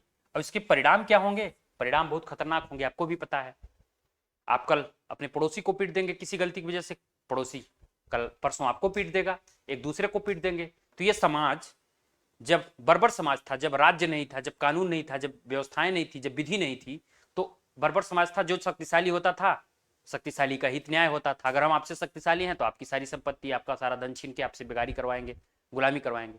तो क्या आपको लगता है कि ये समाज आदिम समाज की ओर लौट जाएगा? हम इतना प्रगति करके जिस स्टेज पर पहुंचे हैं, अगर ये स्थिति आई भीड़ हिंसा की, तो हम उसी स्टेज पर वापस लौट जाएंगे। तो इसकी ये भयानक जो परिणाम होंगे, इस परिणाम को कोई नहीं देखना चाहेगा। तो इसको रोकने के लिए पहले उन कारणों को तलाशा जाएगा, उस कारणों में जो कमियां हैं उसको दूर किया जाना चाहिए। तो वो दूर करने का काम क्या करेगा? एक जिला का अधिकारी अपने जिले में करेगा, सरकार उस पर कानून बनाएगी। इसलिए ये प्रश्न पूछा गया। तो इस तरीके से सिक्योरिटी के ढेर सारे प्रश्न पूछे जाते हैं। इसमें आपको जितने भी टॉपिक हैं उन सब टॉपिक के बारे में, सीमा पार प्रवासन किस प्रकार खतरा है, जैसे भारत में सुरक्षा के लिए ये पूछा जाता है कि सीमा पार से बहुत से अवैध तरीके से घुसपैठिए आते हैं, तो कैसे वो राष्ट्र के समक्ष खतरा है। तो आपकी जो भी प्रश्न पूछे जा रहे हैं वो कोई भी एक ऐसा प्रश्न नहीं है जो आपके सिलेबस से अलग हो। जैसे मनी लॉन्ड्रिंग के बारे में प्रश्न है कि अवैध धन हस्तांतरण या मनी लॉन्ड्रिंग देश की आर्थिक प्रभुसत्ता के लिए गंभीर सुरक्षा जोखिम होता है। भारत के लिए इसका क्या महत्व है और इस खतरे से बचने के लिए क्या क्या कदम उठाए जाने चाहिए। यानी अगर मनी लॉन्ड्रिंग है, अवैध धन हस्तांतरण हो रहा है, तो एक समानांतर सरकार चल पड़ेगी। एक ऐसा वित्तीय संसाधन, वित्त जो सरकार की पकड़ से बाहर है, वो गैर जरूरी कार्यों में खर्च हो रहा है, विकास में नहीं खर्च हो रहा है, वो उग्रवाद में खर्च हो रहा है, आतंकवाद में खर्चा हो रहा है, तो राष्ट्र की सुरक्षा के समक्ष खतरा तो है। तो उसको रोकने के लिए पहले तो ये सरकार के लिए कैसे जोखिम है प्रभुसत्ता के लिए, इसके बाद इसका महत्व क्या है और इस खतरे से निपटने के लिए क्या कदम उठाए जाने चाहिए, ये प्रश्न पूछ रहा है। इस प्रश्न को मैंने सिलेबस में बहुत अच्छे से बताया है, आर्टिकल्स में आप कवर करता है। तो कोई ऐसा टॉपिक नहीं है जो आपको बेबूझ लगे और नया टॉपिक लगे। तो इस तरीके से आप तैयारी अगर करें तो आप बहुत कम समय में बहुत कम अंकों को प्राप्त कर सकते, बहुत कम समय में बहुत ज़्यादा अंक प्राप्त करके आप मेंस में बेहतर प्रदर्शन कर सकते हैं। दो अपने इस अंतिम बातचीत में मैं दो प्रश्न बताऊंगा आपको आपदा प्रबंधन के। मैंने आपदा प्रबंधन के बारे में भी बताया, तो आपदा प्रबंधन के कैसे आपके प्रश्न पूछे जाते हैं जो बहुत सिंपल तरीके से आपको हैंडल करने हैं।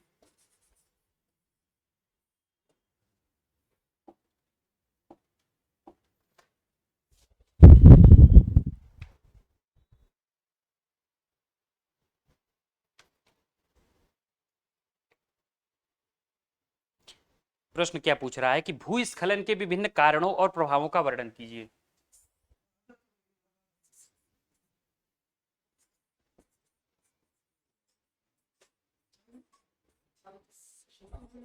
भूस्खलन के बारे में मैंने आपको बताया सिलेबस में। सिंपल सा प्रश्न पूछ रहा है कि भूस्खलन के विभिन्न कारणों एवं प्रभावों का वर्णन कीजिए। इसमें क्या ऐसा है जो आपको नहीं समझ में आ रहा है या आप नहीं लिख पाएंगे? किसी भी सिंपल सी जानकारी के बारे में प्रश्न पूछ रहा है।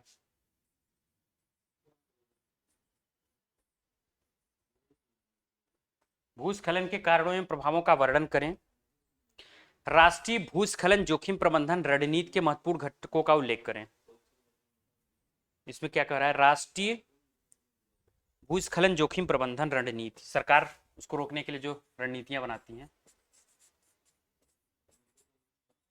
उसी प्रश्न का हिस्सा है ये।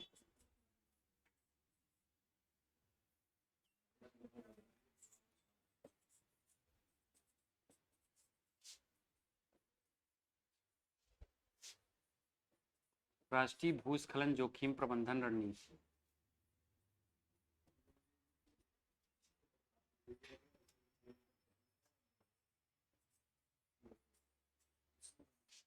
रणनीति के बारे में पूछ रहा है कि इसके महत्वपूर्ण जो घटक हैं, महत्वपूर्ण घटकों की चर्चा कीजिए।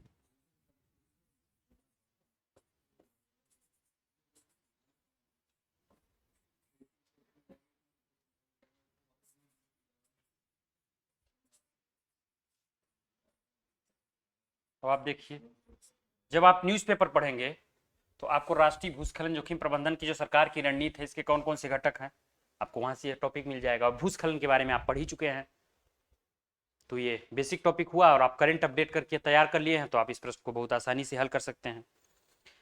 फिर इसमें एक बहुत से सिंपल सा प्रश्न पूछा है, अंतिम प्रश्न है कि किसी भी आपदा प्रबंधन प्रक्रम में आपदा तैयारी पहला कदम होता है। भूस्खलन के मामले में स्पष्ट कीजिए कि संकट अनुक्षेत्र मानचित्रण किस प्रकार आपदा अल्पीकरण में मदद करेंगे। ये कहना चाह रहा है कि कोई भी आपदा जो आती है उसका प्रबंधन जब हम करते हैं तो उसमें सबसे पहले आपदा तैयारी पहला कदम होता है। हमको पता है कि इस एरिया में, जैसे उत्तराखंड हो गया, उत्तराखंड में हमेशा भूस्खलन होता है, बाढ़ आती है, कभी कभी भूकंप आते हैं, तो हमको पता है कि यहाँ आते ही हर साल आते हैं और उसको हम रोक नहीं सकते। लेकिन कुछ ऐसा तंत्र स्थापित कर सकते हैं, कुछ ऐसी व्यवस्थाएं बना सकते हैं कि अगर भूस्खलन हो भी तो जान माल की कोई हानि न हो, उसकी हम तैयारी करते हैं। अगर जान माल की हानि हो तो तुरंत तुरंत उसको सुविधाएं दी जा सके, हॉस्पिटल पहुंचाया जा सके। अगर वो समाज से कट गए हैं तो संसाधनों से कट गए हैं तो उनको भोजन की व्यवस्था पहुंचाई जा सके, आवास की व्यवस्था पहुंचाई जा सके। यानी कह रहा है कि सबसे पहला क्या कदम होता है? आपदा की तैयारी करना। और फिर पूछ रहा है कि भूस्खलन के मामले में स्पष्ट कीजिए कि संकट अनुक्षेत्र मानचित्रण, संकट अनुक्षेत्र मानचित्रण क्या है? सिंपल सा प्रश्न पूछ रहा है।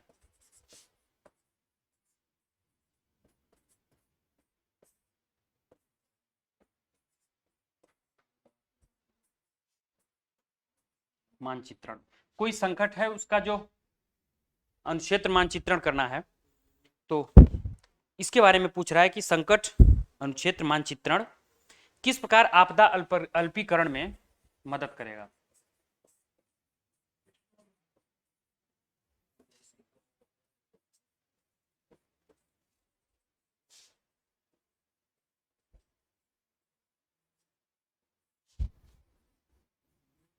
आपदा अल्पीकरण में मदद करेगा, ठीक। ये कह रहा है कि vulnerability is in essential element, ये नीचे वाला, disaster preparedness is the first step.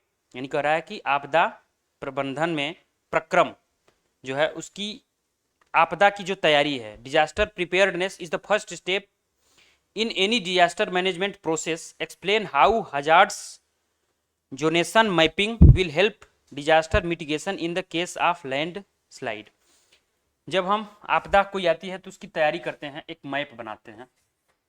किसी भी चीज़ का हम मैप बनाते हैं, जैसे हमको यहाँ से, जहाँ हम दिल्ली रहते हैं, दिल्ली से अगर आगरा जाना है तो हम मैपिंग करेंगे कि यहाँ से पहले मेट्रो स्टेशन जाएंगे या रेलवे स्टेशन जाएंगे, ट्रेन पकड़ेंगे, आगरा स्टेशन पर उतरेंगे, इसके बाद आगरा में हमको जिस स्थान पर जाना है इस रास्ते से जाएंगे, इस संसाधन का उपयोग करेंगे, पूरा माइंड मैप हम बनाते हैं। तो कह रहा है कि मैप जो हम बनाते हैं, मैपिंग अनुसंधान क्षेत्रों का, हमको पता है कि ये, मान लीजिए एक ऐसा राज्य है, ये उत्तराखंड हो गया,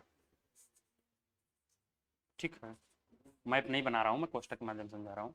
इसके ये एरिया, ये एरिया, ये एरिया में और ये एरिया में बहुत ज़्यादा भूस्खलन या भूकंप आता है, आपको भी पता है, ठीक। तो आप जो रणनीति बनाएंगे, यहाँ जाता है तो यहाँ यदा कदा कभी आ गया तो आ गया, तो आप इनकी रणनीति तो नहीं बनाएंगे यहाँ के एरिया की, यहाँ के एरिया की रणनीति बनाएंगे। आप मैपिंग कहाँ करेंगे, यहाँ, और अधिकांश सुविधाएं, अधिकांश रिसोर्सेस आप यहाँ आवंटित करेंगे ना, यहाँ। वही कह रहा है कि आप यहाँ की तैयारी करें। मैपिंग कैसे करेंगे कि अगर यहाँ भूकंप हमेशा आ रहा है तो कैसे त्वरित समय में यहाँ से लोगों को निकालकर सुरक्षित स्थानों पर पहुँचाया जाए और उन तक संसाधन पहुँचाया जाए, जन धन की या जान माल की कम से कम हानि हो, वही तो पूछ रहा है। तो जब हम किसी आपदा को टैकल करते हैं तो एक स्ट्रक्चर होता है हमारा, मैपिंग बनाते हैं, अपना ग्रुप बनाते हैं, संरचना बनाते हैं, इसके बाद हम उस पर काम करते हैं। तो ये सिंपल सा सवाल आपसे यूपीएससी पूछता है।